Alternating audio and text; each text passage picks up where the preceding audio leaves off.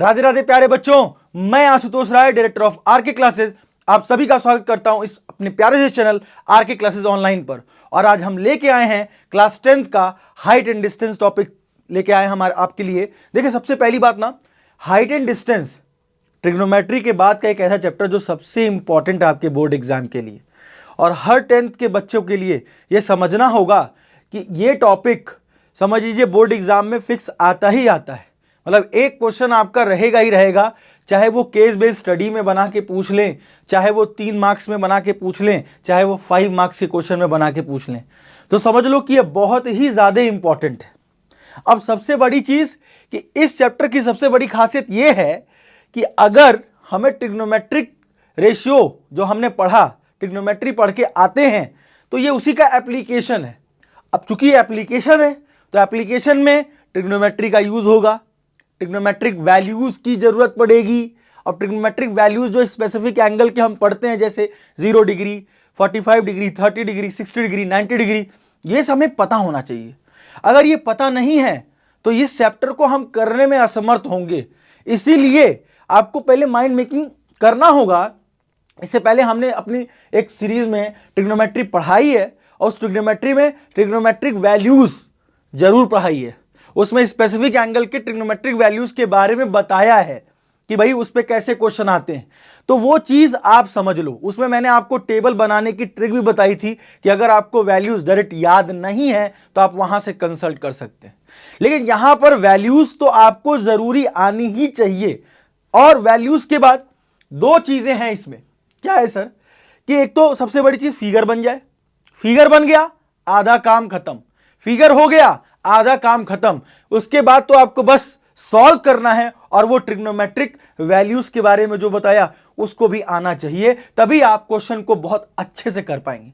और देखिए, ऐसे में हमने कुछ ऐसे टॉप 15 क्वेश्चन आपको सॉल्व यहां पर लेके आए हम लोग। अगर उनको आप देखें तो समझें कि बोर्ड एग्जाम में उसी तरह के क्वेश्चन आपको पूछे जाने वाले हैं। अगर उनकी प्रैक्टिस आप कर लेते हो तो मेरी गारंटी है कि बोर्ड एग्जाम में इन्हीं में से कोई एक क्वेश्चन आ भी सकता है। और अगर थोड़ा वैल्यू चेंज कर दिया तो इसी टाइप का रहेगा। ये मेरा एश्योरेंस है, ये मेरी गारंटी आपको लेकर, ठीक है। लेकिन हां, ये आपको ये सिर्फ और सिर्फ देखना नहीं है, देख के करना भी होता है। अगर आप करोगे तभी समझोगे कि मेरी गलतियां कहां हो रही है। जितना आप लिख कर प्रैक्टिस करोगे वो आपके लिए उतना ही बेनिफिशियल होगा, ठीक है। तो अगर हम देखें तो सर हाइट एंड डिस्टेंस में 3 बातें हैं। एक तो line of site. Line of site का मतलब जैसे दो कुछ अंग्रेजी लिखी हुई है कि the line of sight of the object is the imaginary line of our eyes to the object we are looking to. मतलब अंग्रेजी तो बहुत ज्यादा लिख दी है, शुद्ध भाषा में अगर समझें हम, सर सीधा किसी को देख रहे हो तो वो लाइन ऑफ साइट है। सीधा किसी को भी देख रहे हो। अब अपनी मुंडी को आपने, जैसे एरोप्लेन उड़ा जूम, तो तुरंत आपने मुंडी ऊपर करी। अब अपनी लाइन ऑफ साइट से आपने ऊपर देखा, तो याद रखिए कि जब भी लाइन ऑफ साइट, देखो ना यहां फिगर कुछ मैंने ऐसे रिप्रेजेंट कराया है और देखो सर ये लाइन ऑफ साइट है और ऊपर देखा, मतलब अगर मैंने अपनी लाइन ऑफ साइट से ऊपर देखा तो देखो कुछ एंगल बन रहा है। ये मेरी लाइन ऑफ साइट, मैंने ऊपर वाले पॉइंट को देखा तो कुछ एंगल बना, वो एंगल ऑफ एलिवेशन कहलाता है। वही अंग्रेजी में यहां लिखा हुआ है। क्या लिखा हुआ है? Angle formed by the line of sight with the horizontal when the point being viewed is above the horizontal level is known as angle of elevation. तो उससे कोई फर्क नहीं पड़ता अंग्रेजी जानने का। शुद्ध हमको यह समझना है कि कोई चीज हम सीधी देख रहे हैं तो ठीक है, वो हमारा लाइन ऑफ साइट हो गया। और अगर कोई चीज हमने जस्ट ऊपर देख लिया तो मतलब जो एंगल ऊपर बना, तो जो ऊपर एंगल बनता है इसको हमेशा क्या बोलते हैं? Angle of elevation. क्या बोलते हैं? Angle of elevation. देखो ना, यही लिखा है एंगल ऑफ एलिवेशन। मतलब ये जो थीटा बनेगा इसको एंगल ऑफ एलिवेशन बोलेंगे। और अगर एक तो एंगल ऑफ एलिवेशन की तो बात समझ में आ गई, एक और एंगल होता है एंगल ऑफ डिप्रेशन। जैसे डिप्रेशन का शिकार हो जाओ, अगर तुम्हें मम्मी पापा बोलने लगे और तुम ना पढ़ो तो तुम ऐसे ही कर लेते हो। स्कूल में कुछ कांड कर दिया प्रिंसिपल के सामने, ऐसे ऑब्वियस सी बात है तुम ऐसे तो नहीं जाओगे ना, अरे नहीं मैंने कांड किया और मैं ये कर दिया वो कर दिया, ऐसा तो करोगे नहीं। सीधा आपकी नजरें क्या होंगी? नीचे होंगी। मतलब आपने अपनी लाइन ऑफ साइट से नजरें नीचे कर ली। अगर आपने नीचे देखा तो देखो ना, लाइन ऑफ साइट से नीचे भी तो एंगल बन रहा है। देखो ना, ये लाइन ऑफ साइट और हम नीचे देख रहे हैं तो यहां भी एंगल बन रहा है। वो एंगल ऑफ डिप्रेशन कहलाता है। नाम से डिप्रेशन मतलब डिप्रेस्ड हो, तैयार नहीं है, डिप्रेस्ड हो। तो डिप्रेस हो मतलब आपकी नजरें नीचे गईं। इसका मतलब कि जब नीचे देखोगे तो एंगल ऑफ डिप्रेशन बनेगा, उसको थीटा कहेंगे। जैसे कि सर यहां का जो थीटा बनेगा ये हमारा क्या कहलाएगा सर, एंगल ऑफ डिप्रेशन कहलाएगा। और सीधी सीधी हमारी लाइन ऑफ साइट है। इतनी बात तो सबको समझ में आ गई होगी। अगर ये चीज आप फील कर लेते हो तो फीलिंग ही चाहिए फिगर को बनाने के लिए। अब अगर हम देखें तो ये चीज अगर समझ चुके हैं कि angle of elevation, angle of depression और लाइन ऑफ साइट, तो अब आते हैं हम अपने पहले क्वेश्चन की तरफ कि पहला क्वेश्चन कहता क्या है। देखिए कितना समझ में आया। कहता है sir the angle of depression of a car, the angle of depression of a car parked from the road from the top of 150 meter high tower is 30 degree, then the distance of the car from the tower is. सच्ची में बताऊं sir तो पढ़ के नहीं समझ में आता कि कैसे करें, थोड़ा फील करना पड़ेगा और वो हम फील कराने की कोशिश करेंगे। देखिए सबसे पहली चीज क्या है कि अगर हम देखें तो सर कहता है क्वेश्चन में कि the angle of depression of a car, तो angle of depression of a car parked on the road. मान लो कार कहीं किसी रोड पे पार्क्ड है, मान लो किसी कार किसी रोड पर कहीं पार्क्ड है, समझिएगा यहां कहीं कार है, ये रोड है मेरा, समझिएगा बात को। कहता है सर और कहता है कि from the 150 meter top of high tower, मतलब सर यहां कहीं हाई टावर है। और अगर देखें तो समझिएगा बात को, समझिएगा सर ये 150 मीटर हाई टावर है, ये रोड है, यहां कहीं कार है और यहां 150 मीटर हाई टावर से कोई इसको कहां देख रहा है सर, नीचे देख रहा है। क्यों? क्योंकि डिप्रेशन का मतलब यही हुआ। The angle of depression of car का मतलब कोई बंदा ऊपर इधर है, उसको यहां पर अपनी कार को पार्क्ड किया है उसने।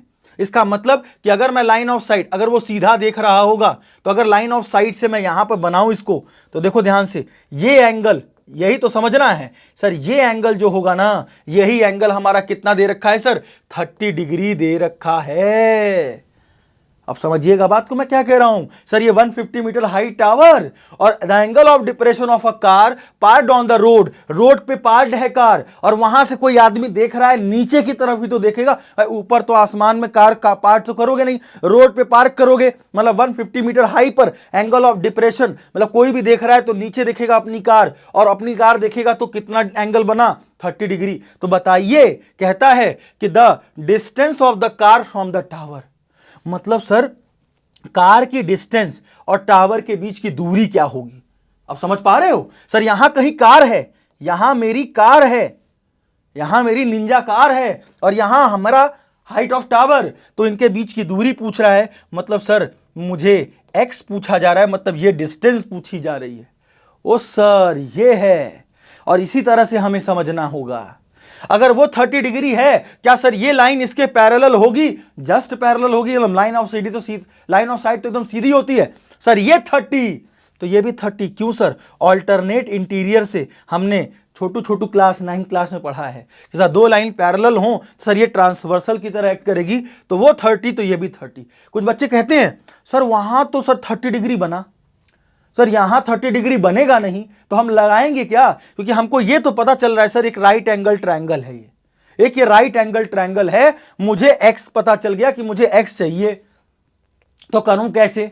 तो सबसे बड़ी चीज हमें यह समझना होगा कि सर वो 30 डिग्री बाहर तो बन रहा है, लेकिन ऑल्टरनेट इंटीरियर से ये 30 डिग्री हो जाएगा। अब आप सोचो ना, आपको इसमें क्या क्या दिया है जिससे 30 डिग्री अटैच होता है, मैंने ट्रिग्नोमेट्रिक रेशो में सिखाया था, जिससे थीटा अटैच वो बेस और 30 डिग्री के सामने वाली साइड परपेंडिकुलर।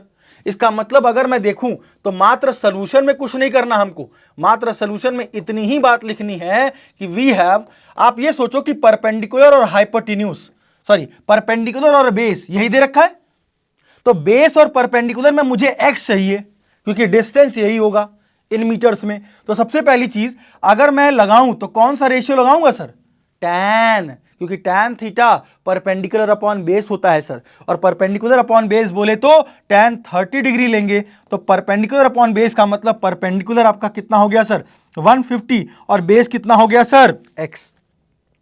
और इतना होने के बाद टैन 30 कितना होता है सर, अब यही तो देखो ना, यहां वैल्यूज आ गई, अब यहां वैल्यूज तंग करेगी, tan 30 डिग्री आ गया। tan 30 कितना होता है सर? 1/√3 होता है। नहीं होता, टेबल मैंने बनाना सिखाया था आपको। तो tan 30 1/√3 होने से 150/x हो जाएगा सर, और x होते ही क्या हो गया सर? क्रॉस मल्टीप्लाई कर दें तो 150√3 मीटर में पूछा था, तो सर मीटर में हो जाएगा, और x की वैल्यू कितनी आ गई? 150√3। और सर ये x क्या है? वो डिस्टेंस है, कहां से? कार से, और फुट ऑफ द टावर की दूरी, मतलब कार से जो जहां टावर खड़ा है उसकी दूरी पूछा था। x हमारा 150√3 आ गया, और देखिए 150√3 आपका बी ऑप्शन है। तो इस तरह का मात्र एक क्वेश्चन इसी तरह आएगा बाबू लोग, बस आपको समझना है, फिगर बनाओ, काम करो, हटो, क्वेश्चन हो जाएगा आपका। बस फिगर आना चाहिए आपको। तो क्या ये आपको समझ में आया होगा? क्या मैंने फील भी दिलाया होगा? समझो टावर है, मेरी कार यहां पर है, दीवार सामने अपने समझ लो कि वो टावर है, तो इनके बीच की दूरी पूछी जा रही है। वो मुझसे 30 डिग्री एंगल ऑफ डिप्रेशन में देख रहा है, तो वो 30, तो ऑल्टरनेट इंटीरियर से ये वाला 30 हो जाएगा। और राइट एंगल ट्रायंगल में परपेंडिकुलर और बेस किसका रेशियो होता है? tan का, इसलिए tan 30 डिग्री ले लिया। इस तरह समझना होगा, हो जाएंगी चीजें। बस थोड़ा सा क्या है ना कि आपको बस मोटिवेटेड रहना है कि नहीं, हम जो कर रहे हैं वो चीजें हो जाएंगी, वो हम कर लेंगे बड़े आराम से। बस मोटिवेटेड रहना बहुत जरूरी है आपके लिए, मोटिवेट होना बहुत जरूरी है। मोटिवेट रहोगे, क्वेश्चन हमेशा कर लोगे। ठीक है, अगले क्वेश्चन की तरफ जाए। अगला दूसरा क्वेश्चन क्या कहता है सर? कहता है कि सर एज यहां थोड़ा, हाँ, a kite is flying at a height of 30 meter from the ground, मतलब सर ग्राउंड से एक कोई काइट है वो उड़ रहा है 30 मीटर हाइट पर। तो सीधा आप ऐसे बना ही लो कि 30 मीटर हाइट पर, सीधा 30 मीटर हाइट पर काइट उड़ रही है। The length of the string of the kite from the ground is 60 meter. Sir यहां पे बोलता है कि सर ये जो भाई जो आपकी पतंग उड़ा रहा है, तो पतंग एकदम सीधे तो नहीं उड़ाते हो, ऐसे ही करके उड़ाओगे। इसका मतलब सीधा जो भी आपका जो डोरी होती है, जो स्ट्रिंग होती है, वो आप कम से कम कुछ टिल्ट करके ही करोगे तभी पतंग उड़ेगी। तो ये कह रहा है कि सर ये जो डोरी है जहां पतंग उड़ाया जा रहा है, यहां कहीं काइट है, ये काइट है, और यहां पे कोई बंदा उड़ा रहा है, ये जो है डोरी है जिससे पतंग बंधी हुई है। ये कह रहा है क्वेश्चन में सर ये 60 मीटर है। तो हमसे क्या पूछता है? हमसे कहता है sir assuming there is no slack, मतलब स्लैक का मतलब ढीलापन नहीं है, एकदम टाइट है। जब ढीलापन हो जाएगा तो फिर दिक्कत होगी ना लेंथ में, इसलिए एकदम टाइट है। The angle of elevation of the kite from the ground, मतलब पूछते हैं भैया कि सर यहां से कोई पतंग उड़ा रहा है, तो बताइए एंगल ऑफ एलिवेशन कितना बनेगा। तो यहां से कोई काइट उड़ा रहा है, इसका मतलब एंगल ऑफ एलिवेशन भाई ऊपर, भाई कोई भी काइट उड़ाएगा तो नीचे तो उड़ाएगा नहीं, ऊपर उड़ाएगा। इसका मतलब जमीन से यहां पे इसने थीटा तो बनाया ही होगा ना। यही हमसे थीटा पूछ रहा है बाबू, यही थीटा पूछा जा रहा है कि बताइए सर कितना एंगल ऑफ एलिवेशन बनाएगा, ये थीटा पूछ रहा है। आप सभी को समझ में आया होगा ये बात, समझ पा रहे हो? मतलब पतंग उड़ा रहा है तो जमीन से कितना एंगल बनाएगा सर वो बताइए, वही angle of elevation of the kite at the ground, यही है पूछा है। तो आप सोचो कि मुझसे केवल थीटा पूछ रहा है, तो अगर मैं इतना ही फिगर बना दूं तो आप सोचो ना यहां पर क्या होगा कि वी हैव, कौन सा रेशियो लगेगा सर? कौन सा रेशियो लगेगा सर? देखिए तो थीटा के सामने वाली तो परपेंडिकुलर हो गई, थीटा के सामने वाली साइड क्या हो गई? परपेंडिकुलर। थीटा से अटैच बेस और हाइपोटेन्यूज, और परपेंडिकुलर और हाइपोटेन्यूज दिया है सर। पंडित बद्री प्रसाद हर हर बोले P/H sine theta, perpendicular hypotenuse का रेशियो साइन थीटा हो जाएगा। मतलब सर यहां पे आप कह रहे हो कि साइन थीटा लगा लें? हाँ सर लगा लेते हैं। तो साइन थीटा क्या होता है सर? परपेंडिकुलर।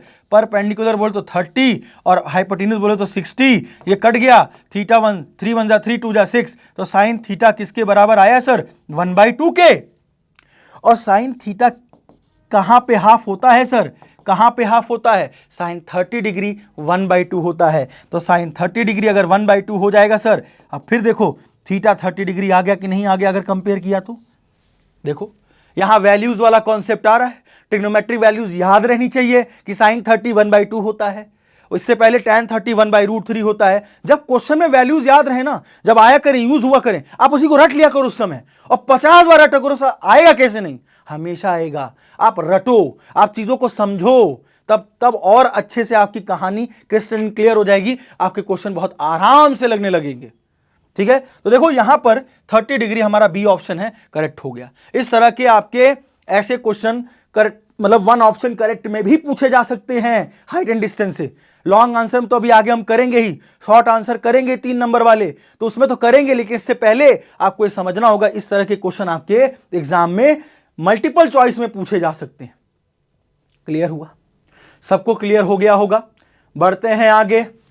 तो देखिए आगे का क्वेश्चन क्या कहता है सर। तीसरा क्वेश्चन क्या है sir? At some time of the day, at some time of the day the length of the shadow of a tower is equal to its height. और कहता है कि then sun's altitude at the time is, sun altitude at the time is. अब sir दिक्कत यह है कि कहता है कि the sun's altitude at the time is, और कहता है the length of shadow is equal to its height.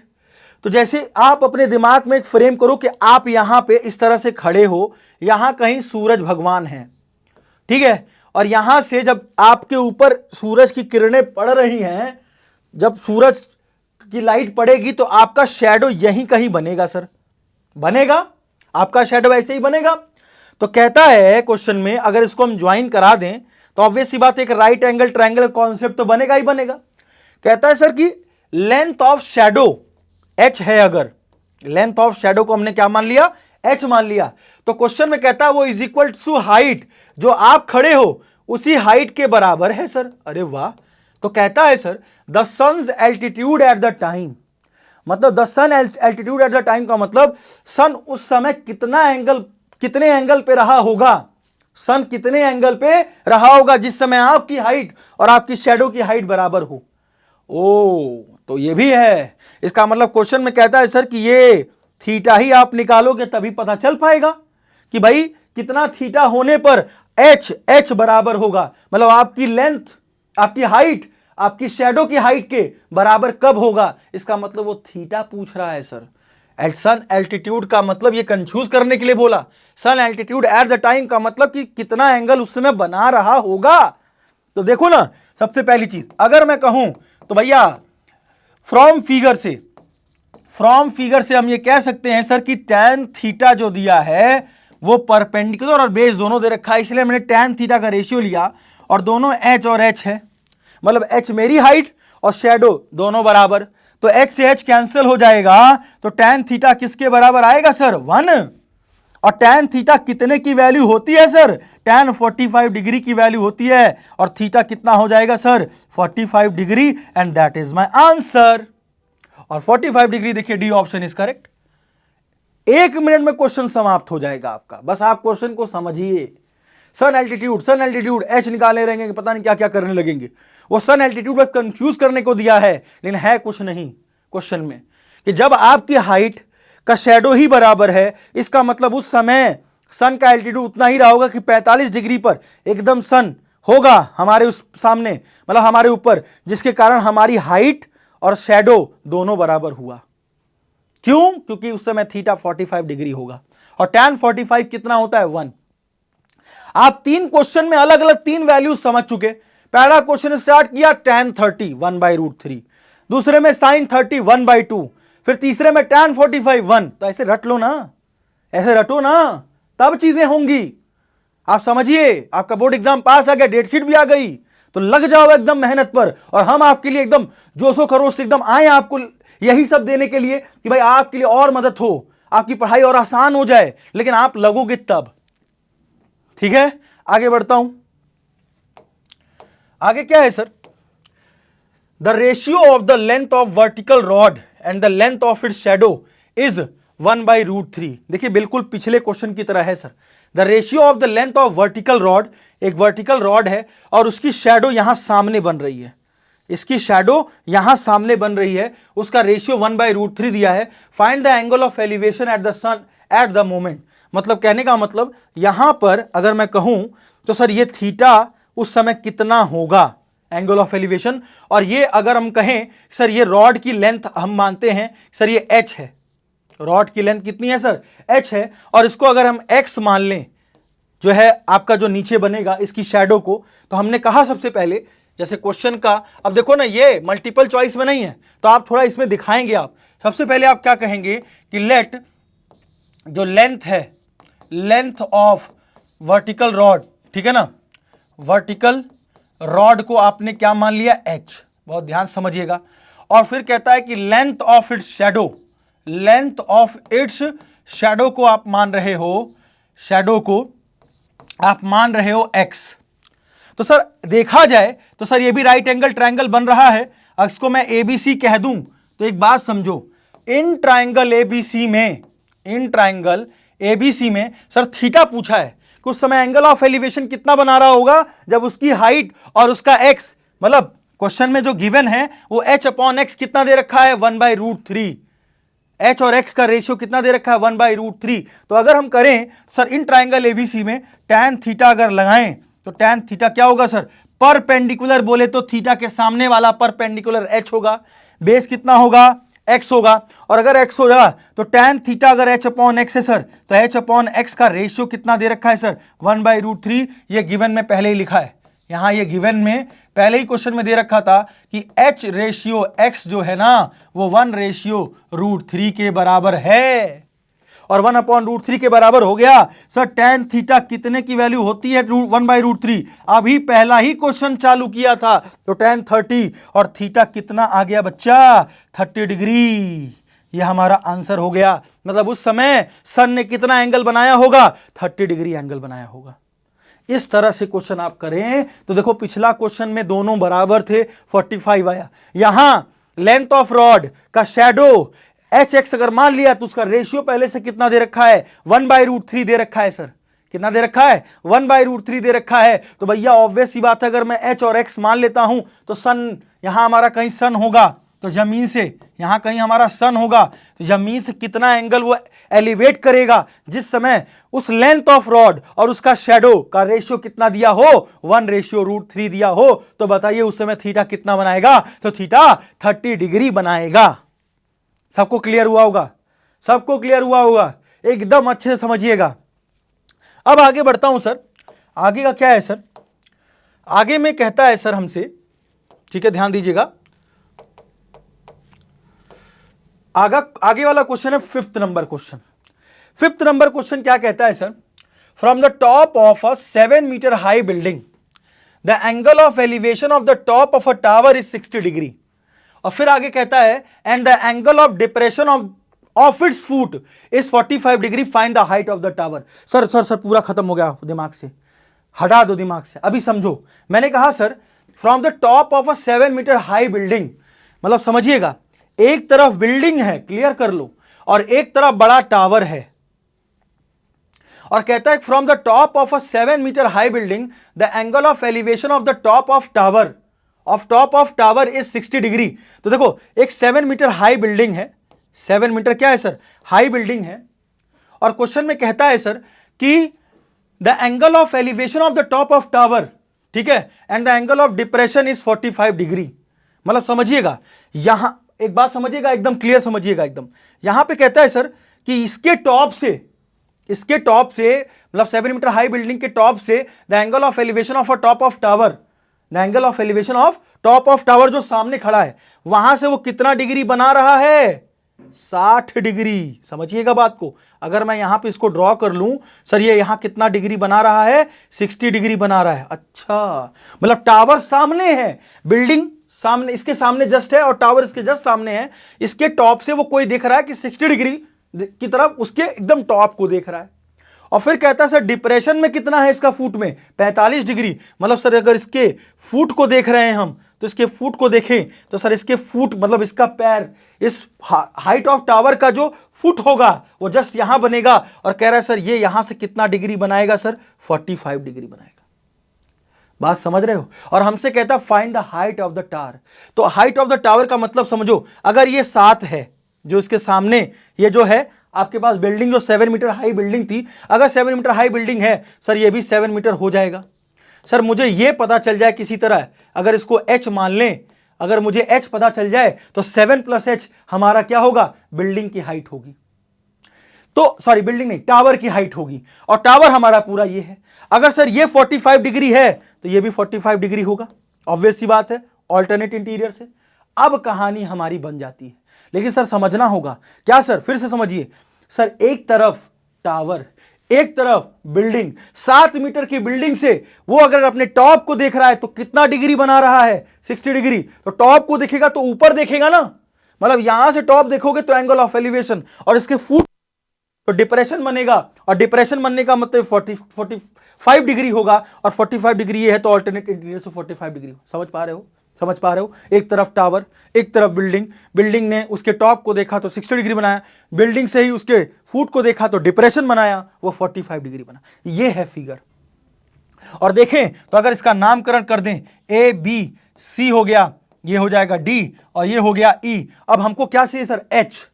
और एच चाहिए होने के लिए सबसे पहली बात, अगर हम एच उसको मान ही लेते हैं, लेट, ऐसे लिख लिया हमने कि let D E is equal to H, और एकदम नीट एंड क्लीन फिगर बनाइए, फिगर से आपकी कहानी क्लियर हो जाएगी। सबसे पहले हम ट्राइंगल ए बी सी लेते हैं, इन ट्राइंगल ए बी सी लेते हैं। सर अगर एबीसी ट्राइंगल लेंगे तो हम सर ए बी को भी मान लेते हैं सर, ये वाली डिस्टेंस एक्स जो हमें पता नहीं है, हमें पता नहीं है तो हमने क्या मान लिया सर? ए बी को भी क्या मान लिया? एक्स मान लिया, इसको एक्स और इसको एच। अब कह रहे हैं सर इन ट्राइंगल एबीसी अगर ले रहे हैं हम, तो इन ट्राइंगल एबीसी के हिसाब से देखो ना, tan 45 डिग्री लगेगा सर, tan 45 डिग्री लगेगा सर। क्यों सर?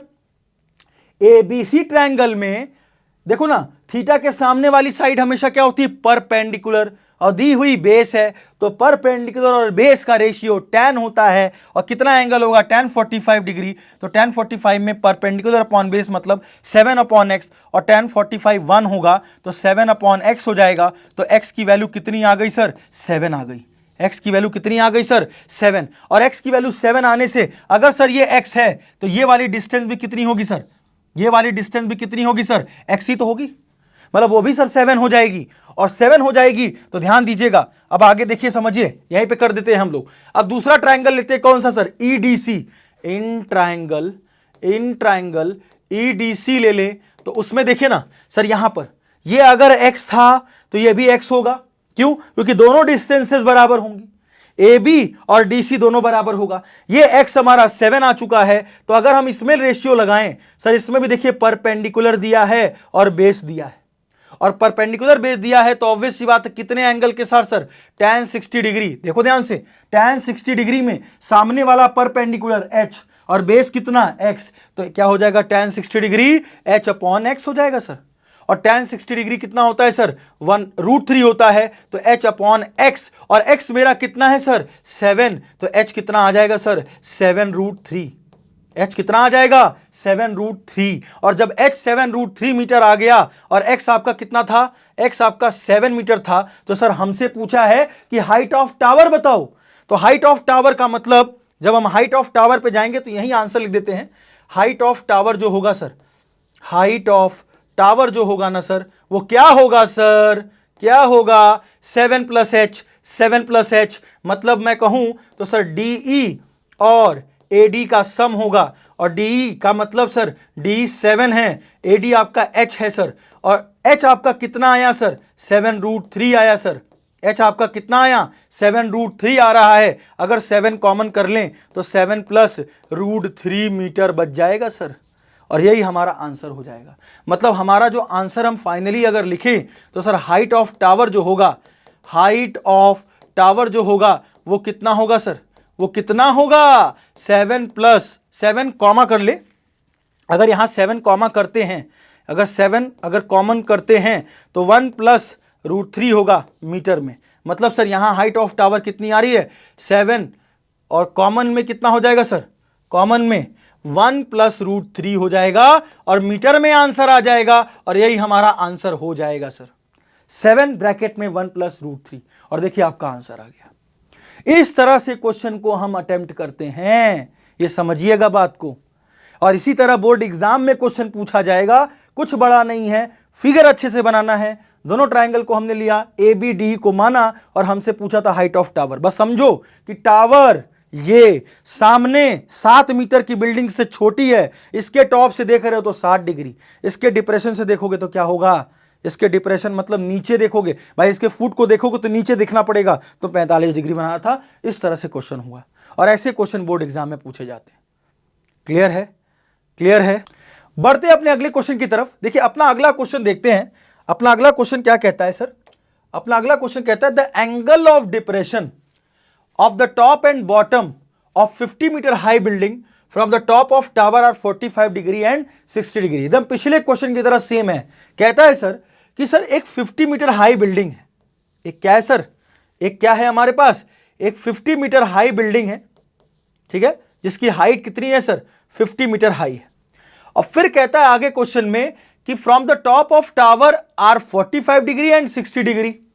तो angle of depression of the top, मतलब समझो यहां पर कि अगर हम यहां पे समझें कि the angle of depression of the top and the bottom of the top and the bottom of 50 meter high, समझिएगा पिछले वाले में क्या था, पिछले वाले में टावर इधर, बिल्डिंग इधर, तो उसके हिसाब से वो इसका एंगल ऑफ एलिवेशन को टॉप को देख रहा था, किसके, टावर के टॉप को और इसके हाइट को। यहां पे क्या है सर, यहां पे कहता है the angle of depression of the top and bottom of 50 meter high building, मतलब 50 मीटर हाई बिल्डिंग के इधर से, मतलब यहां पे क्या था, वो वहां टावर से देखता था, तो टावर पिछले क्वेश्चन में टावर से यहां 60 डिग्री बना रहा था और डिप्रेशन इसके फुट को दिख रहा था। यहां पर क्या है सर, यहां पे कहानी कुछ उल्टी है सर।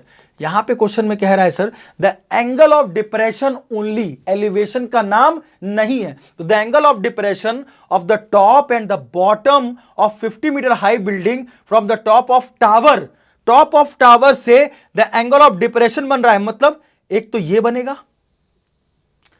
ऐसे नीचे देखेगा, तो नीचे देखेगा ऑब्वियस सी बात है टावर बड़ा है तो उसके टॉप से देख रहा है किसके, बिल्डिंग के टॉप को, और बिल्डिंग के टॉप को कितने पे देख रहा है, 45 डिग्री पे देख रहा है सर, बहुत ध्यान समझिएगा।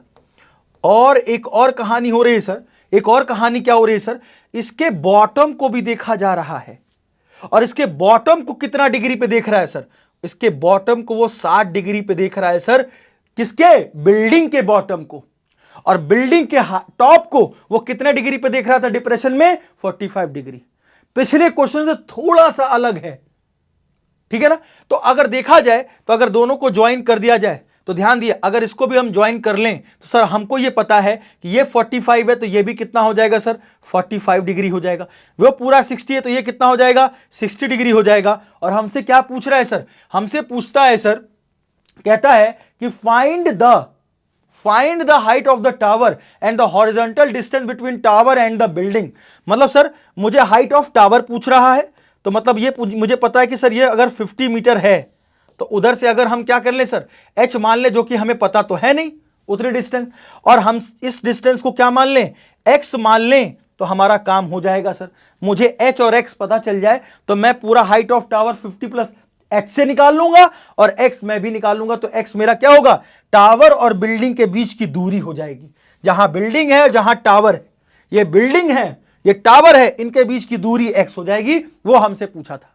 तो अगर मैं इसका नामकरण कर दूं तो देखो a ये हो गया, b यहां ये 90 डिग्री बनाएगा, और यहां पर भी हम देखें तो ये भी 90 बनाएगा, a b हो गया, ये हो जाएगा c, ये हो जाएगा d, और ये हो जाएगा e। अब मैंने क्या किया कि क्वेश्चन में फिगर एकदम अच्छे से बन चुका है। अब अगर फिगर में देखें तो सबसे पहला लेट हम क्या करेंगे सर, CD को हमने मान लिया x, और हमने क्या कर लिया सर, हमने BE को मान लिया h। अब इतना मानने के बाद क्या होगा सर, इतना मानने के बाद हम दो ट्राइंगल लेंगे सर, इन ट्राइंगल, ध्यान दीजिएगा, इन ट्राइंगल पहले लेते हैं हम लोग ABE, इन ट्राइंगल ABE ले लें तो ABE के हिसाब से सर परपेंडिकुलर तो दिया है लेकिन बेस कुछ नहीं दिया। बेस है सर, ये अगर x है तो ये भी क्या हो जाएगा सर, ये भी पूरा पूरा x ही तो होगा, ऑब्वियस सी बात है, क्योंकि जो AB है वो किसके बराबर हो जाएगा सर, वो किसके बराबर हो जाएगा सर, वो CD के बराबर हो जाएगा, क्योंकि लेंथ छोटी बड़ी तो नहीं होगी, एकदम सीधी ही होगी। इसका मतलब x है तो ये भी x हो जाएगा। अब h और x दोनों पता, और ये परपेंडिकुलर है, और ये क्या है सर, बेस। देखो ना 45 डिग्री के सामने वाला परपेंडिकुलर, और 45 डिग्री से जो अटैच्ड है वो बेस। इसका मतलब tan 45 डिग्री कितना हो जाएगा बेटा, tan 45 डिग्री हो जाएगा h अपॉन x, बोले तो परपेंडिकुलर अपॉन बेस, और tan 45 कितना होता है, 1, तो h अपॉन x, तो सीधा h किसके बराबर आ गया बेटा, h is equal to x आ गया, सीधा h किसके बराबर आ गया, h इक्वल टू x आ गया। अब बात आती है सर अपने दूसरे ट्राइंगल के लेने की, और दूसरा ट्राइंगल कौन सा दिख रहा है सर, EC और D। ई सी और डी दिख रहा है, तो अगर हम लें ट्राइंगल में, in triangle E C D अगर लेते हैं तो ध्यान दीजिएगा सर, ई सी डी में ये ट्राइंगल जो दिख रहा है हमें, इसमें परपेंडिकुलर कितना है सर, 50 प्लस एच है। कितना है सर, 50 प्लस एच है, और बेस कितना है, एक्स। तो 60 के सामने वाला 50 प्लस एच परपेंडिकुलर हो गया, तो tan 60 डिग्री कितना हो जाएगा सर, tan 60 डिग्री हो जाएगा sir 50 plus H, 50 plus H upon base बोले तो x। और देखा जाए तो tan 60 कितना होता है सर, √3, और 50 तो आपका रहेगा ही सर। h की जगह क्या हम x नहीं रख सकते, h की जगह हम क्या x नहीं रख सकते, रख सकते हैं, क्योंकि h सीधा किसके बराबर आया है सर, x के बराबर आया है। और देखा जाए तो अगर हम ऐसा करें तो 50 प्लस एक्स अपॉन एक्स हो जाएगा, और अगर मैं इसको मल्टीप्लाई कर दूं इधर, तो √3 times of x is equal to कितना हो गया सर, 50 प्लस एक्स हो जाएगा। और देखा जाए तो √3x माइनस एक्स हो जाएगा, और इज इक्वल टू कितना हो गया सर, इधर आपका जो है, हाँ इधर आपका क्या हो जाएगा सर, 50। और देखा जाए अगर मैं यहां पर x को कॉमन कर लूं तो क्या हो जाएगा सर, √3 माइनस 1 हो गया और 50 हो गया, और x की वैल्यू कितनी आ गई सर, 50 अपॉन √3 माइनस 1 आ गई। सर यहां हमें वैल्यू छोड़ना नहीं है, हम क्या करेंगे सर, इसको रेशनलाइज कर देंगे, जो कि 9 क्लास में हमने पढ़ा था। तो √3 प्लस 1 से ऊपर नीचे अगर मल्टीप्लाई कर दें तो सर क्या हो जाएगा, x 50 टाइम्स ऑफ √3 प्लस 1, समझिएगा, और अपॉन में सर a प्लस बी और a माइनस बी लिखा है, तो a square minus B square हो जाएगा, तो क्या हो जाएगा सर, √3 का स्क्वायर माइनस 1 का स्क्वायर हो गया। और देखा जाए तो x is equal to 50 times of कितना हो गया सर, √3 प्लस 1 हो जाएगा, और अपॉन में सर √3 का स्क्वायर 3 हो गया, और ये कितना हो गया सर, -1 हो गया। तो x is equal to 50 times of √3 plus 1 upon 2 हो गया, और 2 1 जा 2, 25 जा, तो सर x की वैल्यू जो आती है वो 25 टाइम्स ऑफ √3 प्लस 1 मीटर में आ जाएगी। और कहता है क्वेश्चन में सर √3 की जगह 1.73 ले लो, तो √3 की जगह 1.73 ले लेंगे, तो ऑब्वियस सी बात है यहां पे 25 टाइम्स 1.73 अगर ले लेते हैं प्लस 1 मीटर कर देंगे, और फिर मल्टीप्लाई कर देंगे। अगर 1.73 करते हैं तो अगर 1.73 में हम 1 जोड़ दें तो 3 7 1 1 2 2.73 आएगा, और 25 का मल्टीप्लाई 2.73 से करें, अगर 2.73 से करें तो 5 3 जा 15, ये मेरे ख्याल से लगभग 25 2 जा लगभग 68 पॉइंट समथिंग आएगा। मतलब आप इसको कैलकुलेट कर लेना, जो भी आपका आंसर आए इसमें वही आंसर आपका हो जाएगा, ठीक है। मतलब लगभग ये x की जगह जो है 68.49 समथिंग आएगा, 68.49। अगर आप देखें तो अगर 273 का अगर 25 से मल्टीप्लाई कर दें तो ऑब्वियस सी बात है 5 3 जा 15 हो गया, 5 7 जा 35 हो जाएगा, 35 36 हो गया, 5 2 जा 10 हो गया, 10 1 11 हो गया, और यहाँ पर 2 3 जा 6 हो गया, 2 7 जा 14, और हासिला 1 2 2 जा 4 1 5 हो गया। और देखा जाए तो 5 6 6 12, 4 1 5 1 6, और 5 1 6, 66.25 आएगा, 66.25 करके आएगा, ठीक है। तो आप इसको जो भी है कैलकुलेट कर लेना, मतलब x की वैल्यू ये हो गई, x की वैल्यू जो भी √3 की जगह 1.732 रख देना। और उसके बाद हमसे क्या पूछा है सर, हमसे क्या पूछा है, हमसे एक और चीज पूछा है सर, हाइट ऑफ टावर। तो हाइट ऑफ टावर क्या होगा सर, हाइट ऑफ टावर जो होगा सर हमारे लिए वो कितना हो जाएगा, हाइट ऑफ जो टावर होगा ये तो हमारा हो गया 25 टाइम्स ऑफ √3 प्लस 1, और हाइट ऑफ टावर जो होगा सर वो कितना होगा सर, h प्लस एक्स होगा सर। और h प्लस एक्स बोले तो h हमारा कितना है, अभी हमने निकाला h हमारा कितना है, h तो x के बराबर है, तो सॉरी h प्लस एक्स नहीं होगा, 50 प्लस h होगा, 50 प्लस h, देखो ना 50 प्लस h पूरी हाइट ऑफ टावर होगी, 50 प्लस h जो है वो पूरी क्या हो जाएगी, हाइट ऑफ टावर होगी। तो हाइट ऑफ टावर का मतलब अगर 50 यहां रख दें तो h की जगह h x के बराबर ही था, तो यहां कितना हो जाएगा सर, 25 टाइम्स ऑफ √3 प्लस 1 हो जाएगा, ये भी मीटर में आएगा, और इसको भी आप पॉइंट में सॉल्व कर देना, आपका आंसर आ जाएगा, ठीक है ना। मतलब √3 की जगह 1.732 रख के सॉल्व कर लेना, इसको पूरा आंसर आपका पॉइंट में आ जाएगा, जब अगर √3 की वैल्यू दी है तो। नहीं दी है तो आप यहीं पे भी आंसर रोक सकते हैं, कोई दिक्कत नहीं होगा। 50 + 25 √3 + 1, ठीक है। आप अगर इसको सॉल्व करना है तो √3 की जगह ऑब्वियस सी बात है, इसीलिए वैल्यू दे रखी थी 1.73, आप 1.73 रखकर इसको सॉल्व कर लें, आपका आंसर आ जाएगा। कर सकते हैं आप लोग इतना, बस कॉन्सेप्ट समझना था क्वेश्चन का क्या है। कि सर आप सोचो कि यहां पर एलिवेशन की बात हुई ही नहीं है, यहां एक बिल्डिंग है, यहां पे क्या है सर, यहां पे एक बिल्डिंग है, यहां एक टावर है, तो कहता है कि सर उसके टॉप से डिप्रेशन, दोनों का डिप्रेशन मतलब उसके टॉप से और उसके बॉटम से, दोनों से डिप्रेशन ही बन रहा था, एलिवेशन जैसा कुछ बन ही नहीं रहा था। इतना सबको क्लियर होगा, इतना सबको क्लियर। अब अपने अगले क्वेश्चन की तरफ बढ़ते हैं हम लोग। Question number 7, the angle of elevation of the top of a building from the foot of the tower is 30 degree and the angle of elevation of the top of tower from the foot of the building is 45 degree. ये क्या है sir? और कहता है कि if the tower is 70 meter high, find the height of the building. अब समझो sir, यहां तो दिमाग पगला जाएगा सर, ये क्या क्या है, क्या क्या कह रहा है। देखो यही समझना है सर, एक तरफ बिल्डिंग है और एक तरफ टावर है, एक तरफ बिल्डिंग एक तरफ टावर। अब कहता है the angle of elevation of top of building from the foot of the tower. अब अगर ये मान लो कि आपसे ये कहता है सर किसकी हाइट दे रखी है, किसकी हाइट दे रखी है 30 मीटर हाई, किसका, टावर का। तो हम कहते हैं सर अगर टावर की हाइट सर 30 मीटर हाई है, तो अब समझिए इसको मैंने टावर मान लिया और इसको मैंने क्या मान लिया, बिल्डिंग मान लिया। इसको मैंने क्या मान लिया, टावर, इसको मैंने मान लिया बिल्डिंग। अब कहता है the angle of elevation of the top of a building, the angle of elevation of the top of a building from the foot of the tower. तो from the foot of the tower और top of building, top building का ये है और tower foot का ये है, कितना डिग्री बना रहा है बेटा, कितना डिग्री बना रहा है, 30 डिग्री बना रहा है सर। अरे बहुत बढ़िया सर, 30 डिग्री बना रहा है। और फिर आगे क्या कहता है sir, and the angle of elevation of the top of tower from the foot of the building, मतलब फुट ऑफ द बिल्डिंग से, ये बिल्डिंग का फुट है, ये बिल्डिंग का फुट है और ये टावर का क्या है, टावर का टॉप है। वो कितना बना रहा है सर, वो कितना बना रहा है, वो आपका बना रहा है 45 डिग्री। कितना बना रहा है सर, कितना दिया है, कितना दिया है, 30 डिग्री हो गया और दूसरा 45 डिग्री। सर ये कितना बना रहा है सर, 45 डिग्री। बात समझ में आ रही है, सबको समझ में आ रही है, समझ गए ना। मतलब ये टावर, ये बिल्डिंग, तो बिल्डिंग का टॉप और उसके foot of tower, foot of tower मतलब फुट ऑफ टावर मतलब इसके पैर से, इसके नीचे से वो कितना डिग्री बना रहा है, 30 डिग्री।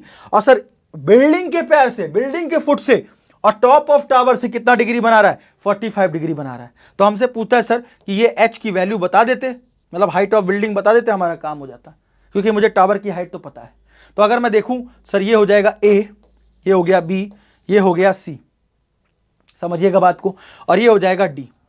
और हमको हाइट ऑफ टावर एच चाहिए, तो हाइट ऑफ बिल्डिंग। तो सबसे पहले हमने क्या किया, सबसे पहले let height of building, let height of building, और बिल्डिंग की हाइट को हमने क्या कह दिया सर, बिल्डिंग को हाइट को हमने ए बी बोल दिया और उसको हम मान लेते हैं एच। और एच के हिसाब से अब देखिए सर कैसे एच आएगा। सर इसको मान लेता हूं एक्स, ये मुझे पता तो है नहीं, तो मैंने कहा सर कि let B C is equal to, ध्यान दीजिएगा, लेट बी सी को हमने क्या मान लिया, एक्स मान लिया। तो अब दो ट्राइंगल लूंगा मैं सर, दो ट्राइंगल लूंगा, ए बी सी ले लूंगा, इन ट्राइंगल ए बी सी ले लेंगे।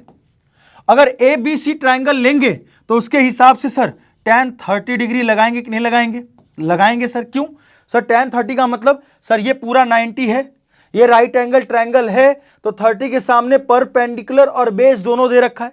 30 के सामने वाला क्या, परपेंडिकुलर, और ये क्या हो गया, बेस। तो tan 30 कितना हो जाएगा, परपेंडिकुलर अपॉन बेस, बोले तो h अपॉन एक्स।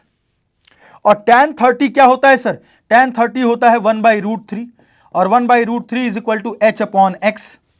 और देखा जाए तो यहां पर h और x का रिलेशनशिप आ गया, h is equal to x/√3 के है सर। बहुत बढ़िया अगर है तो। अब आगे बढ़ते हैं सर। अब सर मैं क्या कहता हूं, सर मैंने एक ट्राइंगल तो ले लिया, अब दूसरा ट्राइंगल ले लेता हूं, कौन सा, BDC।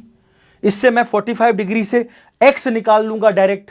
अगर देखूं तो मैंने क्या लिखा, in triangle BDC, in triangle कौन सा ले लिया हमने, इन ट्राइंगल BDC अगर ले लें तो BDC के हिसाब से हमने क्या ले लिया, tan का कितना सर, tan का कितना ले लिया हमने वैल्यू, BDC के हिसाब से सर कितना है 45 डिग्री, तो 45 tan 45 is equal to perpendicular बोले तो 30, बेस बोले तो x, तो tan 30 degree, tan 45 degree is equal to 30 perpendicular और बेस x, और tan 45 1 होता है सर, तो 30 अपॉन x हो गया, तो x इज इक्वल टू कितना हो गया 30, और यूनिट आपका किस में चल रहा है, यूनिट आपका मीटर में है, इसका मतलब हम मीटर जरूर लिखेंगे क्योंकि एक नंबर कटता है इस पर, तो 30 मीटर x आ गया सर। और मेरे से क्या पूछा सर, हाइट ऑफ बिल्डिंग, और हाइट ऑफ बिल्डिंग क्या आया sir, h is equal to x upon root 3, तो अगर h is equal to x upon root 3 है, now h is equal to क्या हो जाएगा सर, x अपॉन रूट 3 है सर, तो हम क्या करेंगे सर 30 अपॉन रूट 3 कर देंगे, x की जगह रख देंगे, और h is equal to sir 30 upon root 3 है, तो रूट 3 से हम क्या करेंगे सर, ऊपर नीचे क्रॉस मल्टीप्लाई कर देंगे, मतलब रैशनलाइज कर देंगे, तो क्या हो जाएगा सर सीधा सीधा, ये सर हो जाएगा 30 रूट 3, और रूट 3 का मल्टीप्लाई रूट 3 से करेंगे तो 3 आ जाएगा, और 3 1 जा 3, 3 10 जा 30, और देखें तो 10 रूट 3 मीटर आ गया सर, और यही हमारी हाइट ऑफ बिल्डिंग है, यही हमारी क्या है सर, हाइट ऑफ बिल्डिंग होगी सर, यही हमारा हाइट ऑफ बिल्डिंग होगा 10 root 3, 10 root 3 meter, h is equal to 10 root 3 meter हमारा हाइट हो गया, बिल्डिंग की हाइट। क्या आसान है, बहुत आसान है, बस समझना जरूरी है, एक तरफ बिल्डिंग एक तरफ टावर, तो बिल्डिंग के टॉप से और फुट ऑफ टावर से कितना डिग्री बन रहा था एलिवेशन में 30, और बिल्डिंग के मतलब फुट से और टॉप के मतलब हाइट ऑफ टावर के टॉप से, मतलब देखो ना यहां पर, यहां से 45 डिग्री बन रहा था, तो बताइए हाइट ऑफ बिल्डिंग h क्या होगा, यही पूछा है, और एकदम चीजें आपको समझ में आ जाएंगी, बस कंफ्यूजन क्या होगी सर फिगर बनाने में, किस तरफ 30 डिग्री बनाऊं, किस तरफ क्या बनाऊं, इसमें गड़बड़ हो जाती है सर। क्यों सर, ये पता है तो 30 मीटर है, और आपकी देखो हाइट कितनी आई है 10 रूट 3, मतलब 30 से छोटा ही आया है, तभी 30 से छोटा आया तो छोटा एंगल बना है 30, और इधर बड़ा हाइट ऑफ टावर था तो बड़ा एंगल 45 डिग्री बन रहा है, ये थोड़ा लॉजिक से भी चलना है हमको, ठीक है। तो इस तरह से आपके क्वेश्चन बोर्ड एग्जाम में पूछ जाते हैं, और ऐसे ही हमको अटेम्प्ट करना है, फिगर बन जाएगा तो क्वेश्चन काम एकदम आपका हो जाएगा, ठीक है। आगे बढ़ता हूं, आगे क्या कहता है सर, आगे कहता है द एंगल ऑफ एरोप्लेन, ये बहुत अच्छा क्वेश्चन है सर, और ये बहुत एग्जाम में भी पूछा गया है, बहुत बार रिपीट हुआ है, तो ये समझिए कि बहुत अच्छा क्वेश्चन है आपके लिए। The angle of elevation of aeroplane from point A on the ground is 60 degree after the flight of 15 second, मतलब 15 सेकेंड तक फ्लाइट चली, the angle of elevation changes to 30 degree if the aeroplane is flying at a constant height of कितना 15 root 3, और कहता है find the speed of plane in kilometer per hour. अब समझिएगा बात को, एक इमेजिनेशन बनाओ सर, एक पॉइंट इधर है, तो एक जो है एरोप्लेन है यहां पर ए पॉइंट से, तो ऑब्वियस सी बात है ये सू गया होगा, तो यहां पे कुछ जाएगा, तो ऑब्वियस सी बात है यहां पर कुछ देर लगाएगा, और यहां ए से बी तक चलने में उसको कितनी देरी लगी, उसको 15 सेकेंड लगा, यहां से एरोप्लेन, और यहां से कोई ऑब्जर्व कर रहा है, अगर इसको दोनों को मैं ज्वाइन कर लेता, समझिएगा बात को, और यहां पे मैं अगर इस तरीके से इसको ऐसे ज्वाइन कर दूं, तो समझिएगा क्या है सर, क्वेश्चन में क्या कहता है सर, जब पहले ए पे था एंगल ऑफ एलिवेशन, तो टोटल कितना डिग्री बन रहा था 60 डिग्री बन रहा था, समझिएगा बात को, और फिर जब ए से बी तक गया आफ्टर 15 सेकेंड, तो एलिवेशन चेंजेस टू कितना डिग्री, मतलब ये जब यहां पे 60 डिग्री था ए पॉइंट पर, जब ए से बी तक फ्लाइट यहां से मूव हुई और बी पे गई 15 सेकंड के बाद, तो कहता है सर ये 60 डिग्री से अब एंगल ऑफ एलिवेशन 30 डिग्री हो गया, मतलब ये वाला कितना हो गया सर, ये वाला 30 डिग्री हो गया, समझ पा रहे हो बात को। और अगर देखा जाए, अगर ये वाला 30 डिग्री है सर, इसको अगर हम ज्वाइन कर दें यहां से, और यहां से ये ऑब्वियस सी बात है जमीन से ए पॉइंट का जो हाइट है उसने बोला है वो कितना है सर 1500 रूट 3, मतलब सर ये भी 1500 रूट 3 है, तो वो वाला भी 1500 रूट 3 ही होगा, ये वाला भी कितना होगा सर 1500 रूट 3 मीटर हाइट पर जो प्लेन है वो उड़ रहा है, समझ पा रहे हो। एक बंदा था उसने ए पॉइंट पर फ्लाइट को ऑब्जर्व किया, अच्छा उड़ रहा है, तो कितने डिग्री पे, 60 डिग्री पे। अब वो जब ए से बी तक गया, 15 सेकंड लगा इसको जाने में, तो उस समय जब 60 डिग्री बन रहा था, तो ऑब्वियस सी बात है जब ये मूव करेगा तो ये एंगल घटता घटता जाएगा, तो उस समय एंगल ऑफ एलिवेशन 60 डिग्री से क्या हो गया, 30 डिग्री हो गया। इस पॉइंट पर जाते जाते कितना हो गया, 30 डिग्री हो गया। और कितनी हाइट पर उड़ रही थी प्लेन, 1500√3 मीटर हाइट पे उड़ रही थी प्लेन। तो बताइए कि ए से बी तक जाने में प्लेन की स्पीड क्या है, ए से बी तक जाने में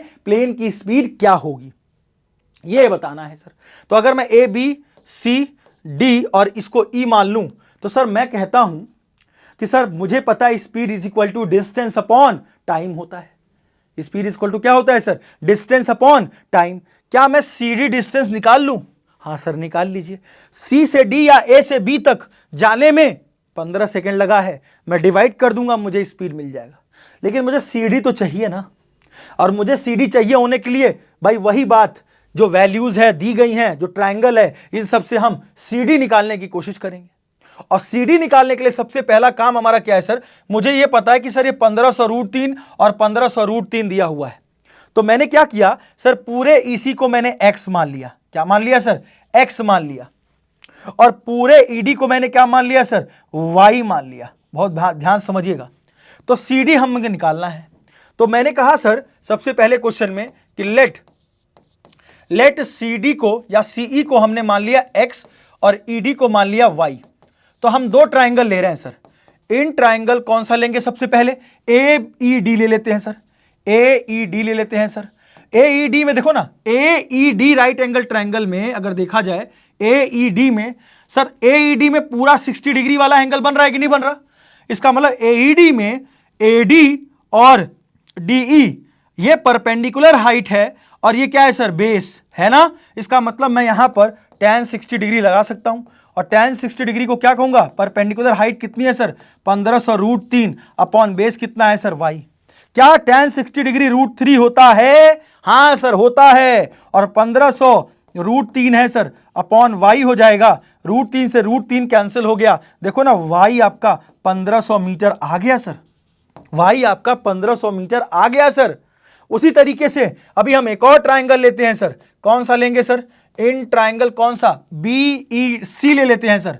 BEC ले लेंगे अगर सर, तो BEC लेने पर क्या होगा सर, पूरी बेस कितनी है x, और डिग्री कितना बन रहा है 30, अगर पूरे ट्रायंगल को देखा जाए, और हाइट उतनी ही है, तो क्या होगा सर, इसमें tan 30 ले लेंगे। और tan 30 डिग्री का लेने का मतलब क्या होगा सर, tan 30 डिग्री परपेंडिकुलर कितना है सर, 1500√3 ही है सर। और बेस कितना है, बेस कितना है, x है सर।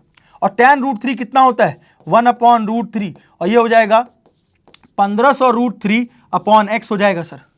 और क्रॉस अगर मल्टीप्लाई कर दें तो x इज इक्वल टू 1500 तो है ही है सर, √3 का मल्टीप्लाई √3 से होगा, तो रूट से रूट कैंसिल आउट। और आप देखिए x की वैल्यू कितनी आ गई सर, 4500 मीटर आ गई सर।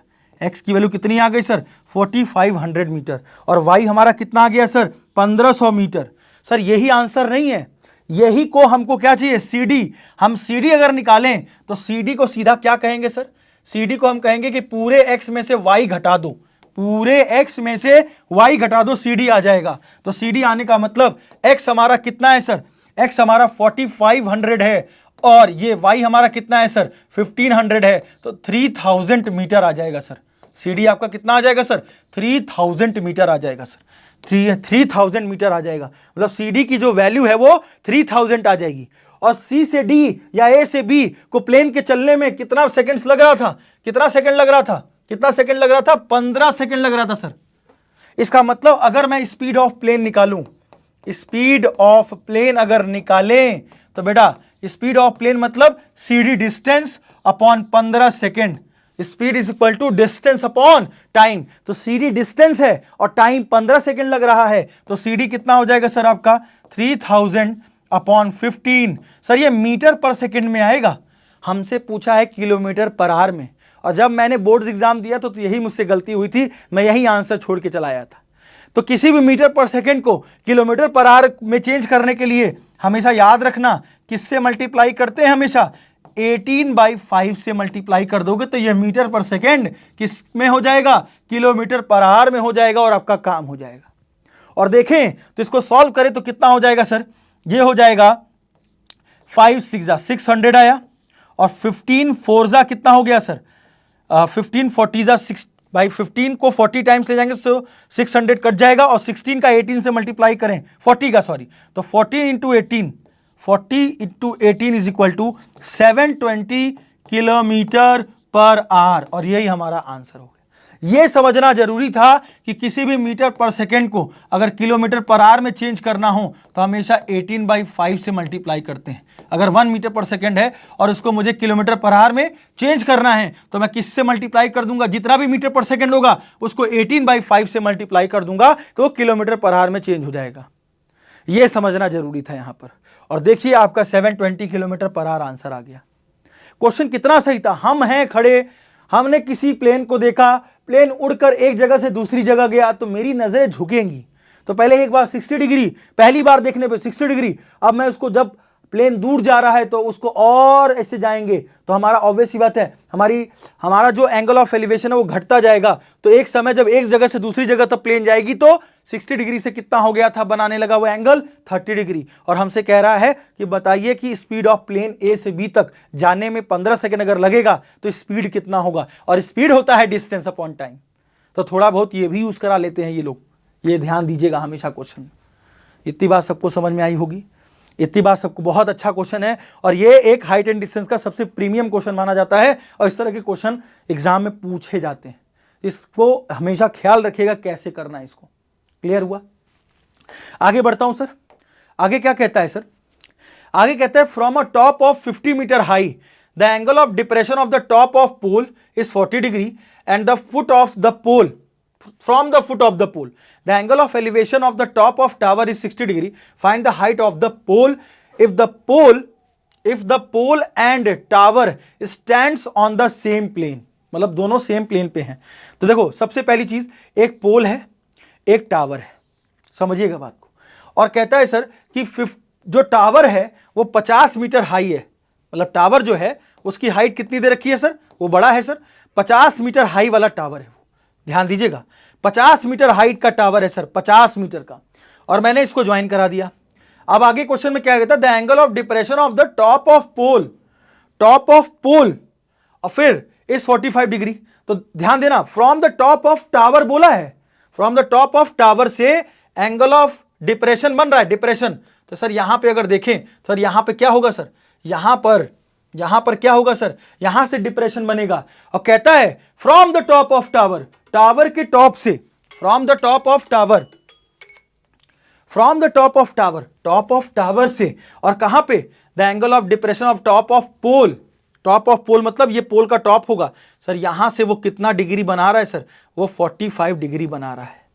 समझिएगा बात को। एंड फ्रॉम फुट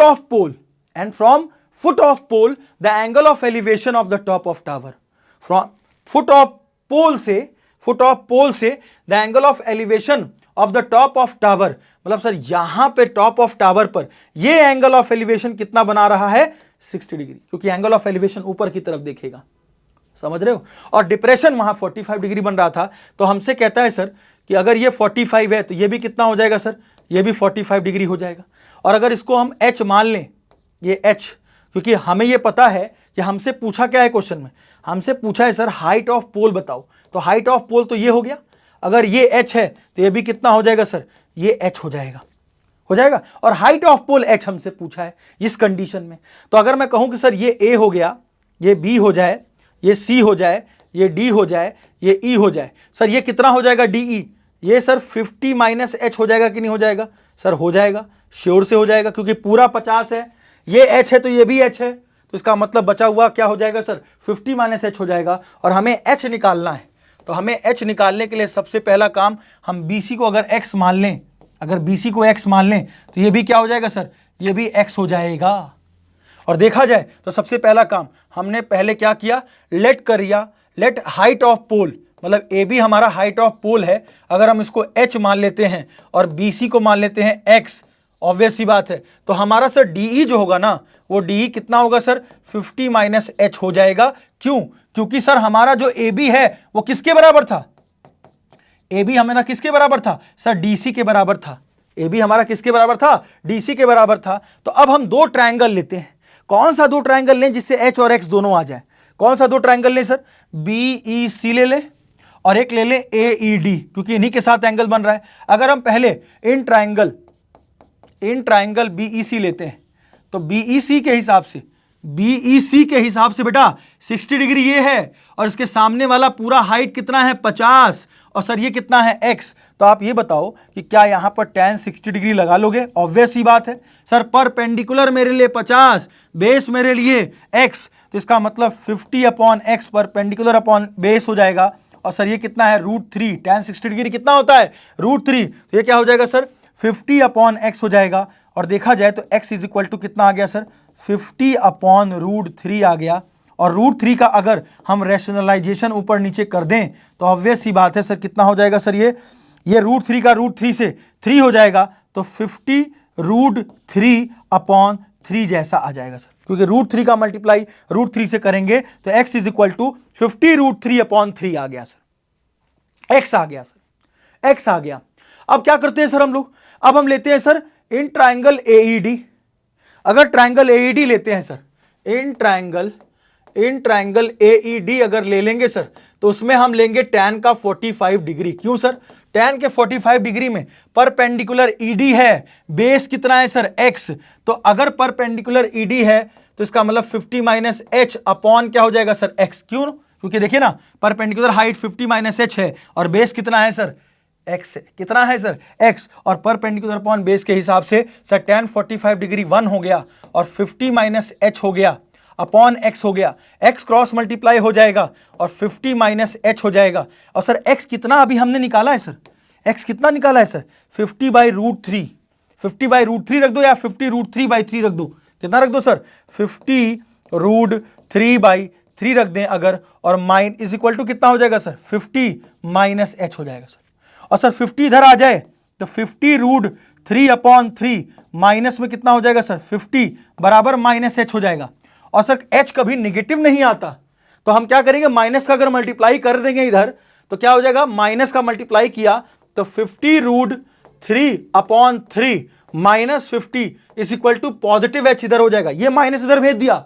अब माइनस का मल्टीप्लाई कर दे तो पहले 50 आएगा, फिर माइनस, प्लस माइनस माइनस, क्योंकि माइनस माइनस क्या हो गया प्लस, और प्लस वाले को हमने पहले लिख दिया, माइनस वाले को हम बाद में लिख देंगे, तो 50 √3/3 हो जाएगा। ये मीटर में आंसर आएगा। और √3 की अगर आप वैल्यू रखना चाहते हो तो रख सकते हो, नहीं तो h का आंसर 50 माइनस 50 √3/3 आएगा।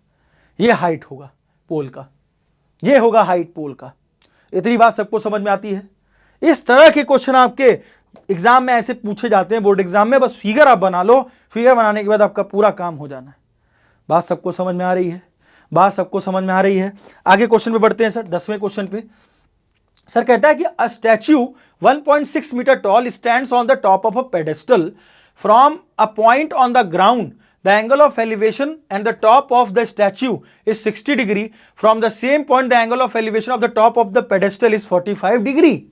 मतलब सर ये कह रहा है कि एक इसके ऊपर एक 1.6 मीटर टॉल स्टैच्यू रखा है सर, एक पेडेस्टल है, इसके ऊपर एक 1.6 मीटर टॉल का स्टैच्यू रखा है, जिसको हम 1.6 मीटर टॉल कह रहे हैं, 1.6 मीटर टॉल कह रहे हैं। बात समझिएगा। और कहता है सर कि जो टॉप ऑफ पेडेस्टल है, इस पे जो स्टैच्यू रखा गया है उसके हिसाब से 2 पॉइंट्स दे रखे हैं। क्या दे रखे हैं सर इसके सामने से? कहता है stands on a top of a pedestal, ये पेडेस्टल है। तो कहता है from a point on the ground the angle of elevation of the top of statue, statue के टॉप से वो 60 डिग्री देख रहा है एंगल ऑफ एलिवेशन, और from the same point the angle of elevation of top of pedestal, pedestal का top क्या हो गया सर ये, और स्टैच्यू का टॉप क्या हो गया ये, समझ रहे हो ना, वो स्टैच्यू का फुट होगा लेकिन वो स्टैच्यू के लिए टॉप था और ये पेडेस्टल का टॉप है। पेडेस्टल के टॉप से भी वो कितना डिग्री देख रहा है 60 डिग्री। तो जब पहले 60 डिग्री नहीं, कितना डिग्री दिख रहा है आपका 45 डिग्री, तो पहला वाला कितना हो जाएगा सर, पहले वाला 60 डिग्री हो जाएगा और दूसरे वाला कितना हो जाएगा सर 45 डिग्री। क्यों सर? क्योंकि स्टैच्यू के टॉप से वो 60 डिग्री देख रहा है और पेडेस्टल, पेडेस्टल ये जिसपे ऊपर रखा है, पेडेस्टल के टॉप से वो 45 डिग्री दिख रहा है। तो बता रहा है, कह रहा है कि find the height of the pedestal. तो हाइट ऑफ पेडेस्टल हमारा h हो गया, हमने इसको h मान लिया, इसको हम x मान लेंगे। तो अगर हम ये नामकरण कर दें a b, ये हो जाएगा c हो जाएगा ये वाला पॉइंट, ये हो गया d। तो हमने क्या किया सबसे पहले क्वेश्चन में, सबसे पहले क्वेश्चन में हमने क्या किया कि लेट, हम क्या करेंगे सर, ए बी को मान लिया x और हमें हाइट ऑफ पेडेस्टल चाहिए, तो पेडेस्टल को हमने BC मान लिया, BC को मान लिया h मान लिया, और पूरा पूरा हाइट कितना होगा सर, पूरा पूरा BD कितना होगा सर, 1.6 प्लस h होगा। तो अगर पूरे पूरे BD की अगर बात करें तो पूरा पूरा BD सर, क्योंकि 1.6 मीटर टॉल स्टैचू था ना सर, और हमने h माना है, तो पूरा पूरा कितना हो जाएगा सर, 1.6 प्लस h जुड़ जाएगा। इतना हमने मान लिया। अब मुझे दो ट्राइंगल्स दिख रहे हैं जिससे मैं h और x दोनों निकाल लूं। सबसे पहले क्या करूंगा, इन ट्राइंगल ABC ले लूंगा। इन ट्राइंगल ABC अगर ले लूं तो ABC के हिसाब से सर क्या बन रहा है, ABC के हिसाब से 45 डिग्री, कितना बन रहा है सर, 45 डिग्री। तो tan 45 लग गया, क्यों, क्योंकि सर इसके सामने वाली हाइट h है और बेस कितना है, x है। तो देखा जाए तो tan 45 degree h upon x क्या आ गया, और tan 45 डिग्री 1 होता है सर, तो h अपॉन x हो जाएगा। तो h किसके बराबर आ जाएगा सर, x के। ये तो पहली कंडीशन आ गई। फिर आते हैं सर, पूरा बड़ा वाला ले लेते हैं, पूरा बड़ा वाला ट्राइंगल लेंगे तो क्या होगा सर, इन ट्राइंगल ADB ले लेंगे। अगर इन ट्राइंगल ADB लेते हैं सर, इन ट्राइंगल ADB अगर हम लेते हैं सर, तो ADB के हिसाब से क्या होगा सर, ADB के हिसाब से tan 60 होगा, और tan 60 कितना होगा सर, tan 60 डिग्री के लिए क्या होगा सर, tan 60 में परपेंडिकुलर हाइट पूरी कितनी है सर, 1.6 प्लस h है। तो 1.6 plus h, 1.6 plus h upon में कितना x हो जाएगा, और आप tan 60 डिग्री कितना होता है सर, √3 होता है, 1.6 प्लस h, और सर x h के बराबर होगा, अभी आपने बताया कैसे, देखो ना हमने h बराबर x निकाला है, तो हमने इस x की जगह h रख दिया और h को उधर लेके गए, तो √3h बराबर 1.6 प्लस h हो जाएगा। तो √3h minus h is equal to 1.6 हो गया। h कॉमन कर ले तो ब्रैकेट में कितना बचेगा सर, √3 माइनस 1 बराबर 1.6 बचेगा।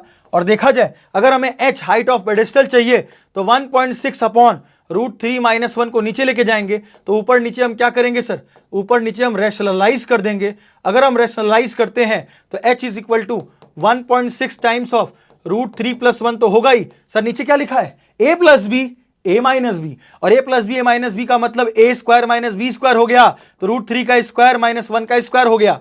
और देखिए 1.6 टाइम्स ऑफ √3 प्लस 1, और √3 का स्क्वायर 3 हो गया, 3 माइनस 1 2 हो जाएगा। और देखा तो 1.6 √3 प्लस 1 अपॉन 2 हो जाएगा, और ये कट जाएगा तो क्या हो जाएगा सर, 0.8 हो जाएगा। और इसको सॉल्व करें तो 0.8 समझिएगा, 0.8 टाइम्स ऑफ √3 प्लस 1 मीटर। अब यहां आप आंसर रोक नहीं सकते क्योंकि √3 की वैल्यू 1.73 दे रखी है, आप 1.73 इसमें रखिए, सम करिए और पूरा आंसर निकालिए, 2 पॉइंट समथिंग कुछ आंसर आएगा इसका। तो इस तरह से क्वेश्चन आपका लगता है। तो देखिए ना, आपको समझना पड़ेगा कि पेडेस्टल कौन है, स्टैचू कौन है, पेडेस्टल स्टैच्यूज के ऊपर, ये समझना होगा। कुछ कुछ लोग क्या करते हैं कि सर स्टैच्यू को नीचे बनाएंगे, पेडेस्टल को ऊपर बनाएंगे, तो पूरा ही क्वेश्चन उल्टा पुल्टा हो जाएगा। तो आपको समझना होगा क्वेश्चन को कि बेसिकली क्वेश्चन में कह क्या रहा है और क्वेश्चन के हिसाब से हम फिगर को कैसे इंटरप्रेट करें, ठीक है ना। अगला क्वेश्चन क्या कह रहा है सर, देखिए बहुत अच्छा क्वेश्चन है, ये भी क्वेश्चन आया हुआ है बोर्ड एग्जाम में, और थोड़ा ये अलग हटके था। अगर कोई बच्चे ये सोचे कि एनसीईआरटी की उम्मीद में हम जाके जाएं, और एनसीईआरटी की उम्मीद में हम जाएं और सोचे कि वैसा ही हूबहू क्वेश्चन आ जाए जैसे एनसीईआरटी में कुछ ऐसे 10-15 क्वेश्चन दिए हुए हैं एक्सरसाइजेज में, तो थोड़ा सा अलग हटके था, लेकिन है बहुत सिंपल। कहता है a boy standing on a horizontal plane finds a bird flying at a distance of 100 meter from him at an angle of elevation of 30 degree. A girl is standing on the roof of 20 meter high building, find the angle of elevation same bird to be 45 degree. तो कहता है कि the boy and the girl are on the opposite sides of the bird, opposite sides में हैं, और find the distance of the bird from the girl. अब समझो बात को सर, गर्ल सामने या गर्ल एक जो बिल्डिंग पे है और सामने तुम हो जिसको आप मतलब अपने बर्ड को देखा, इसका मतलब कि कोई बंदा यहां पर है, वो बर्ड को यहां P पॉइंट पे देख रहा है, और कितने डिस्टेंस को वो बता रहा है उसको, मतलब वो जो डिस्टेंस बोली गई वो कितनी 100 मीटर बोली गई है। और कितना डिग्री बना रहा है सर वो, अगर जमीन से देखा जाए तो सर वो 30 डिग्री बना रहा है। बहुत सिंपल, समझो बात को एकदम। और फिर आगे कह रहा है सर सामने लड़की एक वो बिल्डिंग पे है, किसी बिल्डिंग पे, और इस बिल्डिंग का जो हाइट दे रखा है वो कितना है सर, वो 20 मीटर हाई बिल्डिंग है सर। और उस 20 मीटर हाई बिल्डिंग से समझिएगा, उस 20 मीटर हाई बिल्डिंग से थोड़ा छोटा बनाते हैं, उस 20 मीटर हाई बिल्डिंग से वो कितने डिग्री पे देख रही है सर उसको, समझिएगा बात को। सर वो कितने डिग्री पे देख रही है, अगर देखा जाए तो यहां पर अगर हम इसको यहां खींच दें ऐसे हाइट पर, तो कहता है सर वो 20 मीटर हाई से, मतलब 20 मीटर हाई बिल्डिंग्स पे जिस पे गर्ल है वो बर्ड को वॉच कर रही है, तो कितने डिग्री पे वॉच कर रही है, 30 डिग्री, ठीक है ना। और नहीं सॉरी 30 नहीं, या ये तो 30 आपने बना ही लिया। सर आगे बोला है a girl standing on the roof of 20 meter high building finds angle of elevation of the same bird are to be 45 degree. मतलब सर यहां पे जो गर्ल है वो यहां पे बर्ड को देख रहे हैं, तो कितना एंगल बना रहा है, वो कितना एंगल बना रहा है सर, 45 डिग्री बना रहा है। और इतना पकड़ ले गए क्वेश्चन में तो सब काम हो जाएगा। और सर यहां गर्ल है समझिएगा, और यहां पे बी फॉर बॉय है, तो बॉय से बर्ड की दूरी तो पता था पी, हम मान ले कि सर यहां बर्ड है, यहां पे बर्ड है, ध्यान दीजिएगा, और उसने ये चीज दे रखी है कि 100 मीटर पे 30 डिग्री वो बना रहा है। और उसी बिल्डिंग 20 मीटर हाई बिल्डिंग पे वो 45 डिग्री, जब एट द सेम पॉइंट पे जब वो बर्ड को देख रही है तो कितना डिग्री बन रही है, 45 डिग्री। और हम कहें सर ये भी 90 है, ये भी 90 है, ये अगर 20 है तो ये भी कितना हो जाएगा सर, 20 हो जाएगा। तो हमसे क्वेश्चन में पी से जी की दूरी पूछा है find the distance of the bird from the girl, girl और पी से, मतलब जहां बर्ड है और जहां गर्ल है उसके बीच की दूरी बताओ।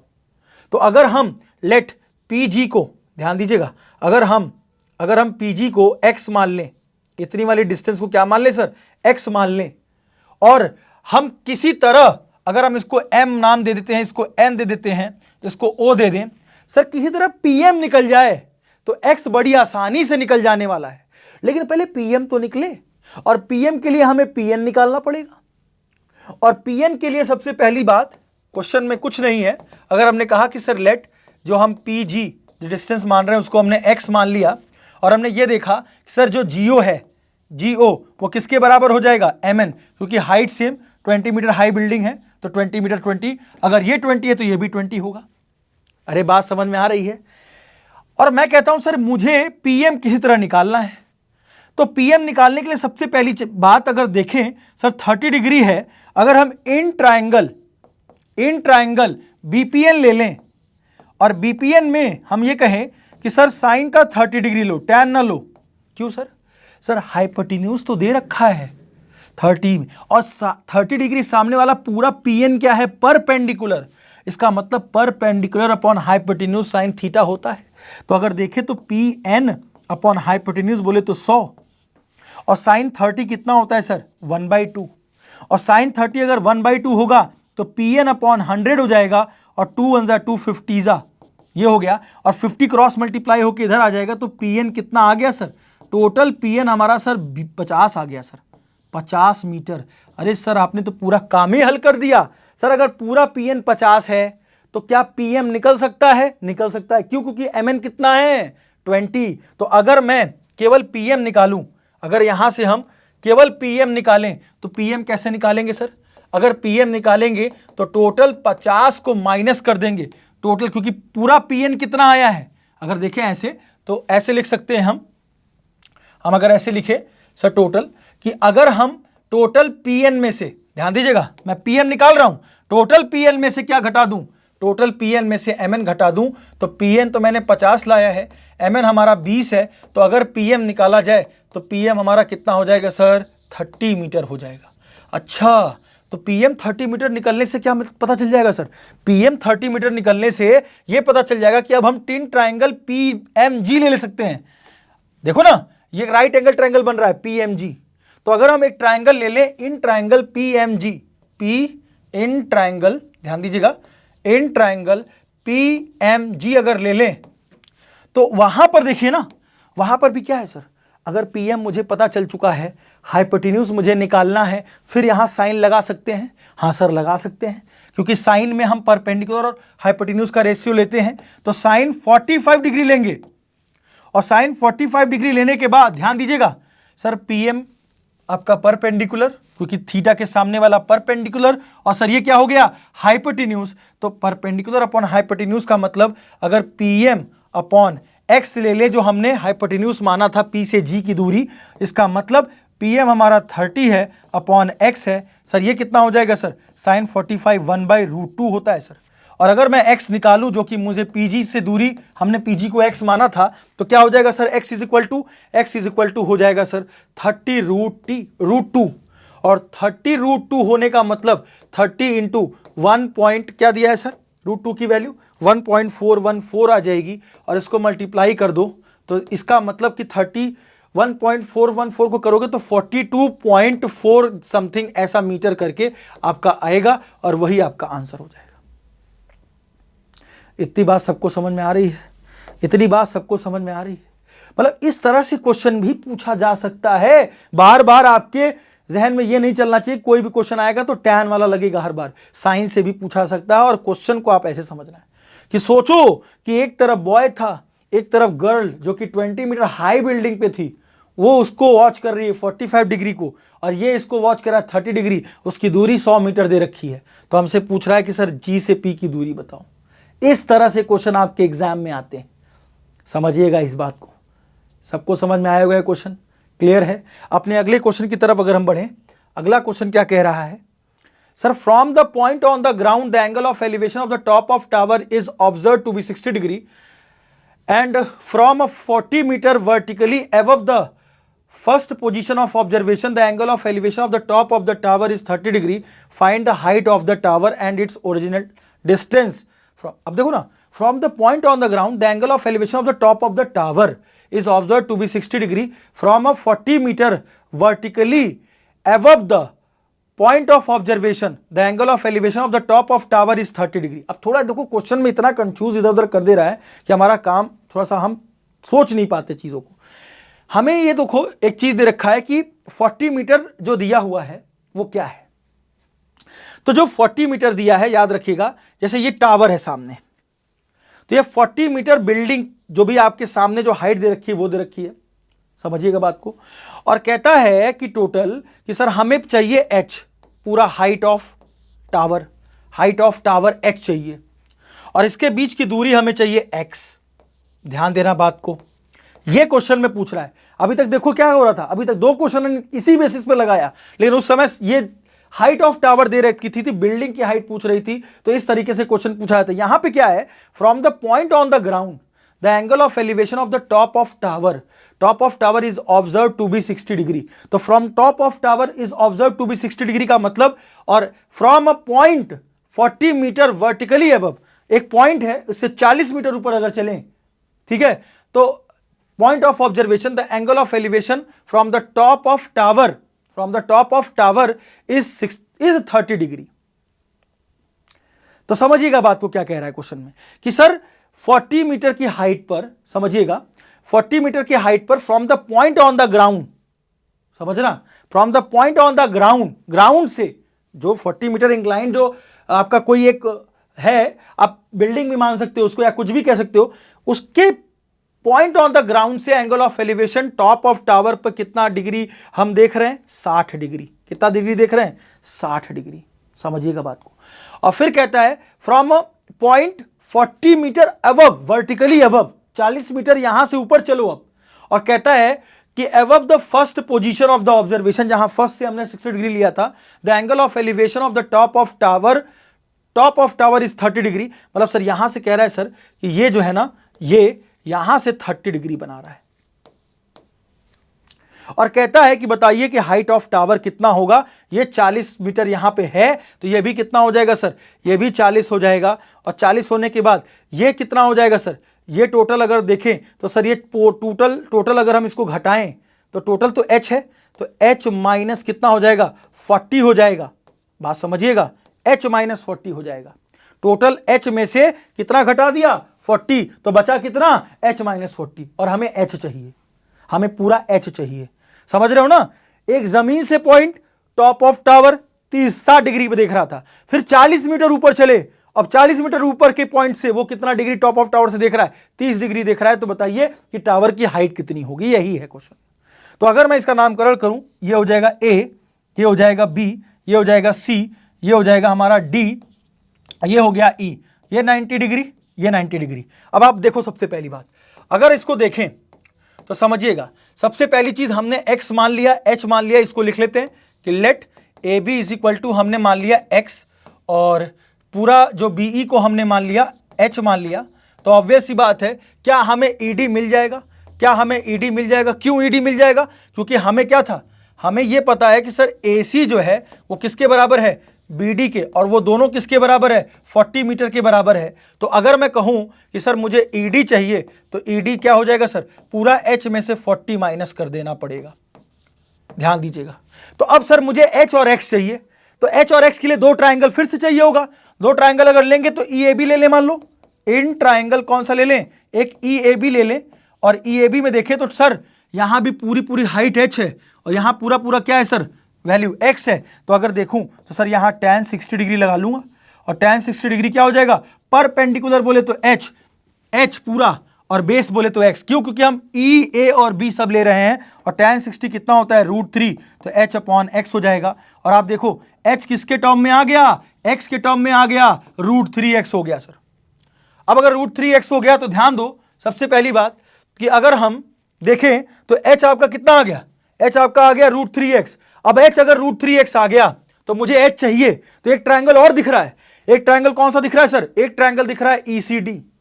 एक ट्रायंगल कौन सा दिख रहा है? ECD। और अगर एक ट्रायंगल ECD देखेगा, तो अगर हम ECD ले लें तो इन ट्रायंगल ECD ले लेते हैं। तो ECD में देखो ध्यान से, यहां 30 डिग्री दिया हुआ है, यहां कितना दिया हुआ है? 30 डिग्री दिया हुआ है। और 30 डिग्री का मतलब tan 30 अगर ले लें तो tan 30 degree is equal to कितना हो जाएगा sir? tan 30 degree is equal to H minus 40। H minus 40, क्योंकि परपेंडिकुलर H माइनस 40 है सर, ये X है, तो ये भी कितना होगा सर? ये भी तो टोटल X होगा, ये भी तो टोटल X होगा। अगर ये X है तो ये भी टोटल X होगा। CD यहां पे लिखेंगे हम लोग कि CD is equal to AB, ये दोनों कितना होगा सर? X होगा।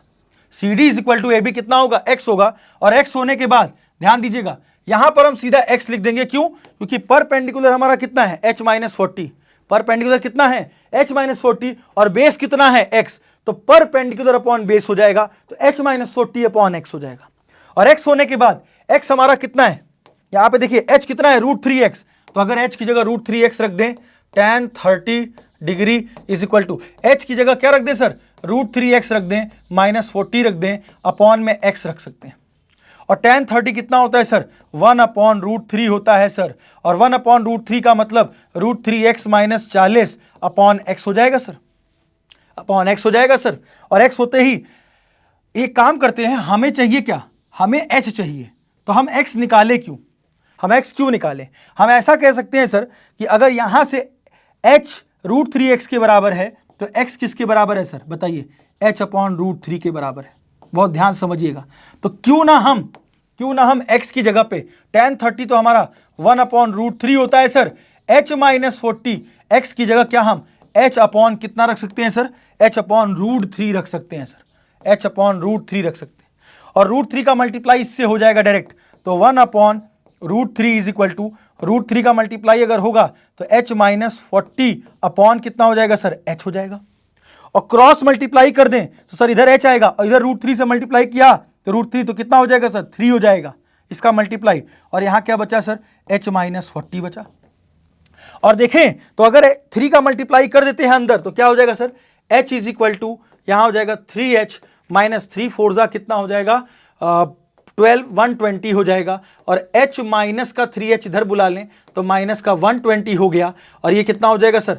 माइनस का 2H बराबर माइनस का 120, माइनस से माइनस कैंसिल। और देखो ना H कितना आ गया? 120 अपॉन 2, और 60 आपका सीधा सीधा आंसर हो गया। मतलब H is equal to 60 meter and height of the pole is 60 meter. देखिए H आ गया हमारा कितना? H आ गया हमारा 60 डिग्री। और उसके बाद आगे क्वेश्चन में क्या पूछता है? आगे में क्वेश्चन में कहता है distance from the point of observation. मतलब सर पॉइंट ऑफ ऑब्जर्वेशन से डिस्टेंस टावर की हाइट, मतलब x भी पूछा है। इसका मतलब अगर हम x निकालें सर, x कितना हो जाएगा सर, x होगा यहां से, अभी हमने बताया x हमारा कितना था सर, h/√3। तो h/√3 का मतलब h/√3, और h हमने कितना निकाला है, 60/√3 हो गया। और अगर हम √3 से ऊपर नीचे क्या करें, अगर हम √3 से ऊपर नीचे मल्टीप्लाई कराएं तो 60/√3 से ऊपर नीचे मल्टीप्लाई कराने पर क्या बचेगा सर, ये बचेगा 60√3 अपॉन में कितना हो जाएगा सर, 3। और ये √3 का मल्टीप्लाई किससे हो गया, √3 से, 3 बचा और 3 20 आ, तो सीधा x कितना आ गया सर, 20√3 मीटर। तो सर x भी पूछा था और h भी पूछा था, दोनों चीज पूछी गई थी आपसे इस क्वेश्चन में। तो इस तरह से क्वेश्चन में आप समझिए कि कैसे क्या आपको क्वेश्चन में बोला जा रहा है, किस तरीके से हम क्वेश्चन को अप्रोच करेंगे। ठीक है, अब बढ़ते हैं अपने अगले क्वेश्चन की तरफ।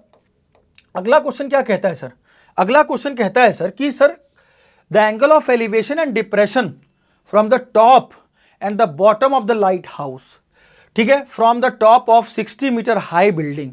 सर अगर हम कहें कि sir top and bottom of the lighthouse, ठीक है, from the top and bottom of the lighthouse from the 60 meter high building. अब समझ रहे हैं यहां बात को सर, यहां पे हम ये कह रहे हैं कि सर 60 मीटर हाई बिल्डिंग सामने खड़ी है, ठीक है, और इसके कह रहा है कि the angle of elevation and depression from the top and bottom of a lighthouse from the top of 60 meter high building, इससे इसके टॉप से और इसके बॉटम से दो एंगल बन रहा है सर। क्या है सर, एक टॉप से कितना बन रहा है सर, टॉप में ऊपर देखा तो एंगल ऑफ एलिवेशन कितना डिग्री बना, 30 डिग्री। पहले डिप्रेशन है फिर उसके बाद एलिवेशन है, तो डिप्रेशन में कितना डिग्री बन रहा है सर, 30 डिग्री। और एलिवेशन पे देखो ना, the angle of elevation and depression, sorry थोड़ा उल्टा बन गया, द एंगल ऑफ एलिवेशन, समझिएगा, the angle of elevation and depression from the top and bottom of light house from the top of, मतलब टॉप से 60 मीटर हाई बिल्डिंग के top से elevation, उसका टॉप से कितना डिग्री बन रहा है, कितना डिग्री बन रहा है, 30 डिग्री बन रहा है, ध्यान दीजिएगा। और बॉटम से कितना डिग्री बन रहा है, 60 डिग्री बन रहा है। तो बताइए कि क्वेश्चन में बोला जा रहा है find the difference between height of the lighthouse and the building. मतलब height of the lighthouse अगर हम h मान लें पूरा पूरा, ठीक है, h और बिल्डिंग के बीच का डिफरेंस कितना होगा, मतलब ये डिस्टेंस पूछ रहा है हमसे। इसका मतलब हम ये कहें, अगर इसका नामकरण कर दें तो ए बी ये हो जाएगा सी, और ये डी, और ये हो गया ई। तो हमसे पहले बीई पूछ रहा है, और बी आप देखो ना ये 60 है, ध्यान दीजिएगा क्वेश्चन में। अगर देखें तो क्वेश्चन में सबसे पहले लेट सी डी को हम क्या मान लेते हैं सर, एक्स। अगर सी डी को एक्स मान लिया, अगर सी डी को एक्स मान लिया, देन ए बी भी मेरा कितना हो जाएगा, एक्स हो जाएगा, क्योंकि ए बी भी बराबर है दोनों के। और फिर हमने क्या माना है सर, हमने पूरी हाइट डीई को क्या माना है सर, डीई को एच मान लिया है। और ये बताओ कि जो एसी है, एसी जो 60 मीटर बिल्डिंग है, क्या एसी बीडी के बराबर होगा, हाँ सर एसी बीडी के बराबर होगा, और वो भी 60 होगा, वो भी 60 मीटर होगा, ये भी 60 होगा। अगर ये पूरा 60 है सर, तो अगर मुझसे कह रहा है सर कि मुझे बीई बताओ, बीई कितना होगा, तो बीई का मतलब है पूरा एच में से 60 माइनस कर दें। अगर पूरे एच में से क्या माइनस कर दें, 60, तो ये बची हुई डिस्टेंस बीई आ जाएगी, और ये कितना हो जाएगी सर, एच माइनस 60 हो जाएगी। कितनी हो जाएगी सर, एच माइनस 60 हो जाएगी। पूरा एच में से कितना माइनस कर दिया, 60 माइनस कर दिया, तो ये बीई हो गया। अब बीई होने के बाद मुझे एच और एक्स चाहिए, बस एच एक्स क्वेश्चन में आएगा, मेरा काम हो जाएगा। तो देखिए, अगर सबसे पहले अगर हमने कहा सर इन ट्राइंगल पूरा ले लें ए ई बी को, तो अगर ए ई बी को लेते हैं sir, in triangle A E B को लेते हैं तो tan 30 लेंगे, और tan 30 के हिसाब से सर ये हाइट कितनी है सर, h माइनस 60, और बेस कितना है सर, बेस तो आपका ये भी सर क्या होगा सर, ये भी x होगा, ये x है तो ये भी x होगा, तो h माइनस 60 अपॉन x हो जाएगा। और tan 30 कितना होता है सर, 1/√3, 1/√3 माइनस h माइनस 60, ध्यान दीजिएगा, h माइनस 60 अपॉन एक्स। अभी यहां से कुछ नहीं हो पाएगा, इसको मान लेते हैं इक्वेशन नंबर ए, अभी बाद में इसको सॉल्व करेंगे। अब कहते हैं सर ये 60 है, तो ये भी कितना हो जाएगा सर, ऑल्टरनेट इंटीरियर से 60, क्योंकि डिप्रेशन में 60 डिग्री बना रहा था। अगर 60 डिग्री बना रहा है तो सर हम क्या करेंगे, इन ट्राइंगल ए सी डी ले लेंगे। इन ट्राइंगल ए सी डी अगर लेते हैं तो ए सी डी के हिसाब से सर देखो ना, 60 के सामने वाली साइड परपेंडिकुलर, और ये बेस, तो परपेंडिकुलर अपॉन बेस क्या हो जाएगा, परपेंडिकुलर मतलब tan 60 degree equal to perpendicular मेरे लिए 60 है, बेस मेरे लिए x है, और tan 60 कितना होता है सर, √3, और √3 60 अपॉन x हो जाएगा, तो x इज इक्वल टू कितना हो गया सर, 60 अपॉन √3, x इधर गया, √3 इधर आ जाएगा क्रॉस मल्टीप्लाई होकर, और √3 से ऊपर नीचे क्या कर दें, मल्टीप्लाई कर दें, तो देखो ना x कितना आता है, 60 √3 अपॉन 3 हो जाएगा, और 320 या 60, तो x की वैल्यू कितनी आ गई सर, 20 √3 मीटर आ गई। अभी x आया सर, अभी x आया, मतलब सेकंड का आंसर मेरे ख्याल से the distance between lighthouse and the building आ चुका है। The distance between the lighthouse and the building, मतलब लाइट हाउस, ये पूरा लाइट हाउस है सर, और बिल्डिंग के बीच का क्या है, दूरी आ गया x, तो मतलब x हमारा आंसर आ चुका। ये सेकंड वाला पार्ट का आंसर था, तो पहले हम सेकंड पार्ट वाले आंसर को निकाल पाए। अब जब सेकंड वाले पार्ट को आंसर को निकाल पाए, तो हम क्या करेंगे सर, जो ए इक्वेशन थी उसको अगर हम लेते हैं फ्रॉम इक्वेशन नंबर ए से, ध्यान दीजिएगा, फ्रॉम इक्वेशन नंबर ए से अगर हम इक्वेशन को पकड़ें तो क्या है sir, 1/√3 1/√3 h minus 60 upon x की जगह हम क्या रख देंगे सर, 20 √3 रख देंगे सर, और √3 से √3 क्या हो गया, कैंसिल आउट हो गया, 20 उधर जाएगा, तो 20 इज इक्वल टू कितना हो जाएगा सर, h माइनस 60, और h माइनस 60 बोले तो 20 माइनस 60 इधर जाएगा तो प्लस 60 हो जाएगा, और h आ गया सर 80 मीटर, h आ गया कितना सर, 80 मीटर। और h आने के बाद हमसे क्या पूछा है क्वेश्चन में, फर्स्ट पार्ट में, कि सर हाइट नहीं पूछा, डिफरेंस बिटवीन बिल्डिंग, मतलब difference between height of the lighthouse, ये एच का लाइट हाउस और बिल्डिंग का डिफरेंस पूछा है। मतलब हमसे ये पूछा है कि सर ये बताइए कि जो ये जो ईबी डिस्टेंस है वो कितना होगा, मतलब ईबी, तो ईबी का मतलब सर, ईबी कितना है सर, ईबी आपका कितना दिया है सर, 60 माइनस एच माइनस कितना है सर, 60 है, एच माइनस कितना है सर, 60 है, तो इसका मतलब एच कितना आया है सर, 80 माइनस 60 कितना हो जाएगा सर, 20 मीटर, और हमसे यही ईबी पूछा था। यही हमारा फर्स्ट पार्ट है। समझ रहे हैं बात को, समझ रहे हैं ना, मतलब एक 60 मीटर बिल्डिंग थी, उसके टॉप से 30 डिग्री एंगल ऑफ एलिवेशन देख रहा है, और ये लाइट हाउस है, और लाइट हाउस के बॉटम से, लाइट हाउस के फुट से वो कितना डिग्री बना रहा है, 60 डिग्री बना रहा था। तो बताइए कि लाइट हाउस और बिल्डिंग के बीच का डिफरेंस जो ये है क्या होगा, और उनके बीच की दूरी कितनी होगी, ये पूछा गया। तो इस तरह से क्वेश्चन का अटेम्प्ट है, फिगर बनाइए, आराम से क्वेश्चन को करिए, ठीक है ना।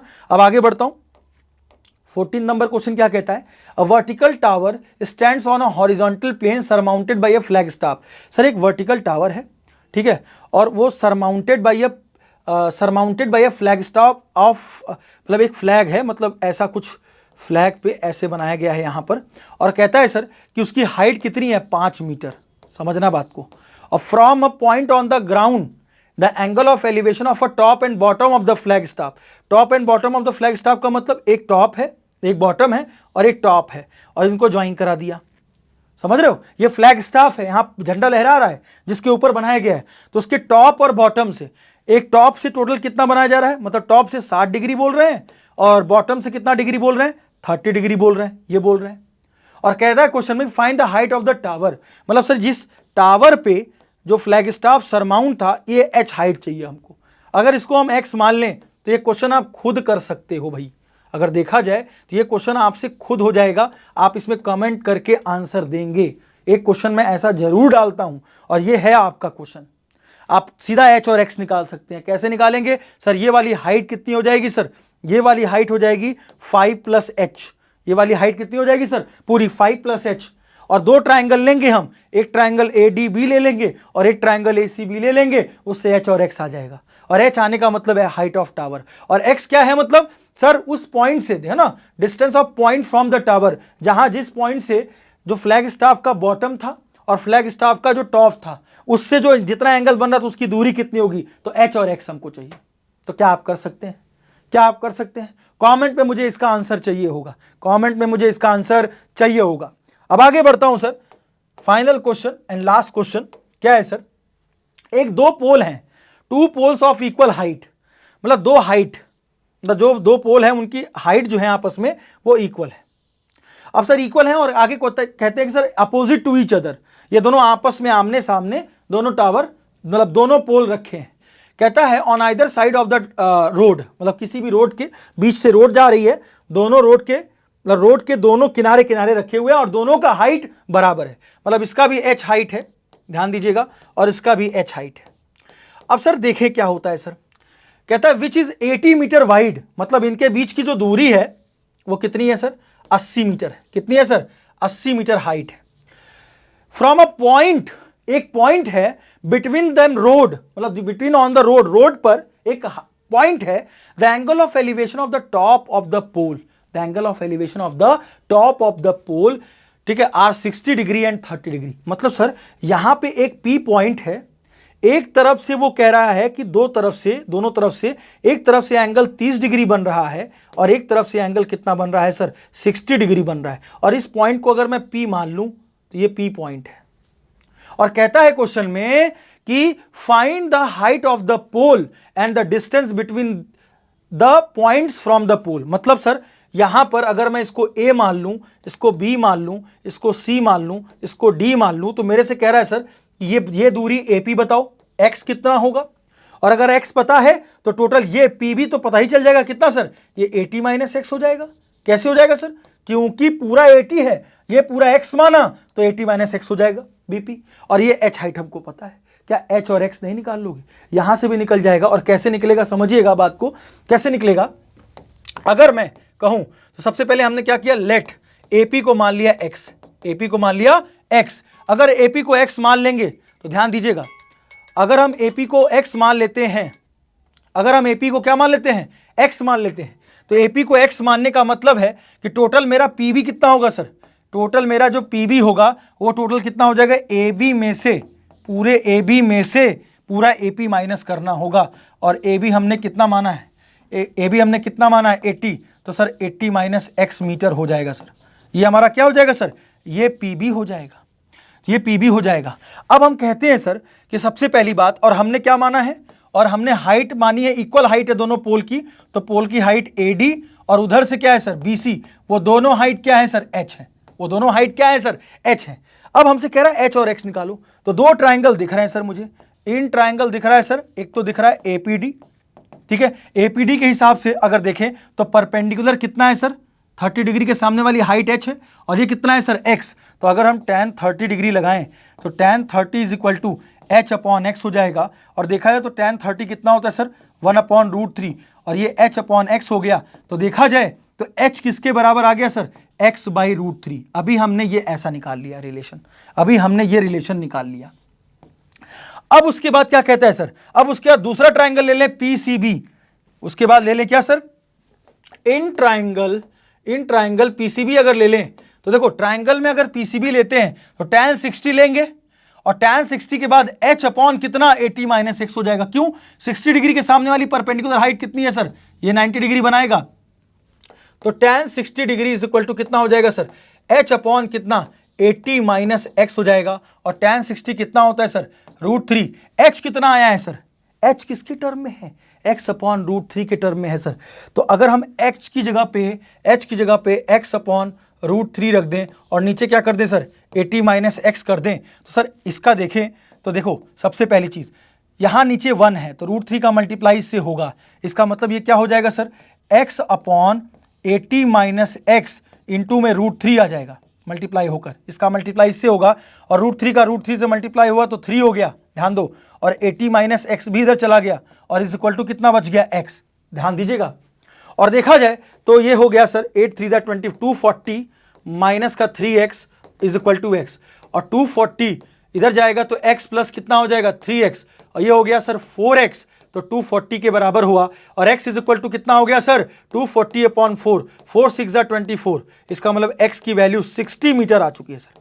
अच्छा, x आपका कितना आ गया, 60 मीटर आ गया, और x 60 मीटर आने से क्या पता चला सर, हमें h भी तो चाहिए, तो हम h अगर चाहिए तो h के लिए हम क्या करेंगे sir, h is equal to कितना दिया है सर, x अपॉन √3 था, तो इसका मतलब हम इसको क्या लिखेंगे, 60 अपॉन √3 था, और √3 से ऊपर नीचे अगर मल्टीप्लाई करें तो सर क्या हो जाएगा सर, 60 √3 अपॉन 3 हो जाएगा, 320 हो जाएगा, और इसका मतलब 20 √3 मीटर आ गया। और यही हमसे पूछा था, h भी पूछा था, h भी हमसे पूछा था, और हमसे क्या पूछा था, x भी पूछा था, यही वो है कुछ।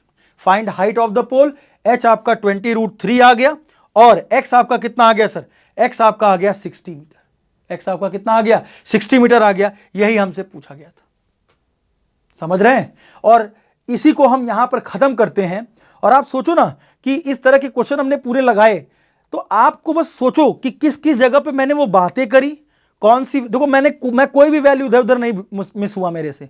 वैल्यू में कभी कभी आप गलत करोगे, वैल्यूज में गलत लिखना स्टार्ट करोगे, कोई वैल्यूज किसी की वैल्यू में रख दोगे, tan 60 लिख दोगे कुछ 1/√3, तो आपका आंसर जरूर गलत आएगा। इसीलिए आप वैल्यूज को एकदम रट लो कि अगर मैं वैल्यूज लगा रहा हूं तो मुझसे वैल्यूज गलत ना हो, तब हाइट एंड डिस्टेंस का क्वेश्चन एकदम अच्छे से हो जाएगा। बस आपको मेहनत फिगर पे करनी है कि आपको दिमाग में अपने इमेजिन करना है कि इसका फिगर कैसे बनाया जाए। ये चीज आपको आ गई तो सब कुछ हो जाएगा यहां पर, ठीक है ना। तो चलो अगर हम देखते हैं कि भाई देखो हमने ये तो टॉप 15 क्वेश्चन करा ही दिया, लेकिन आपका बस कुल मिलाकर ये मेन मोटिव होना चाहिए ना कि आप इसको लेकर प्रैक्टिस खूब करें।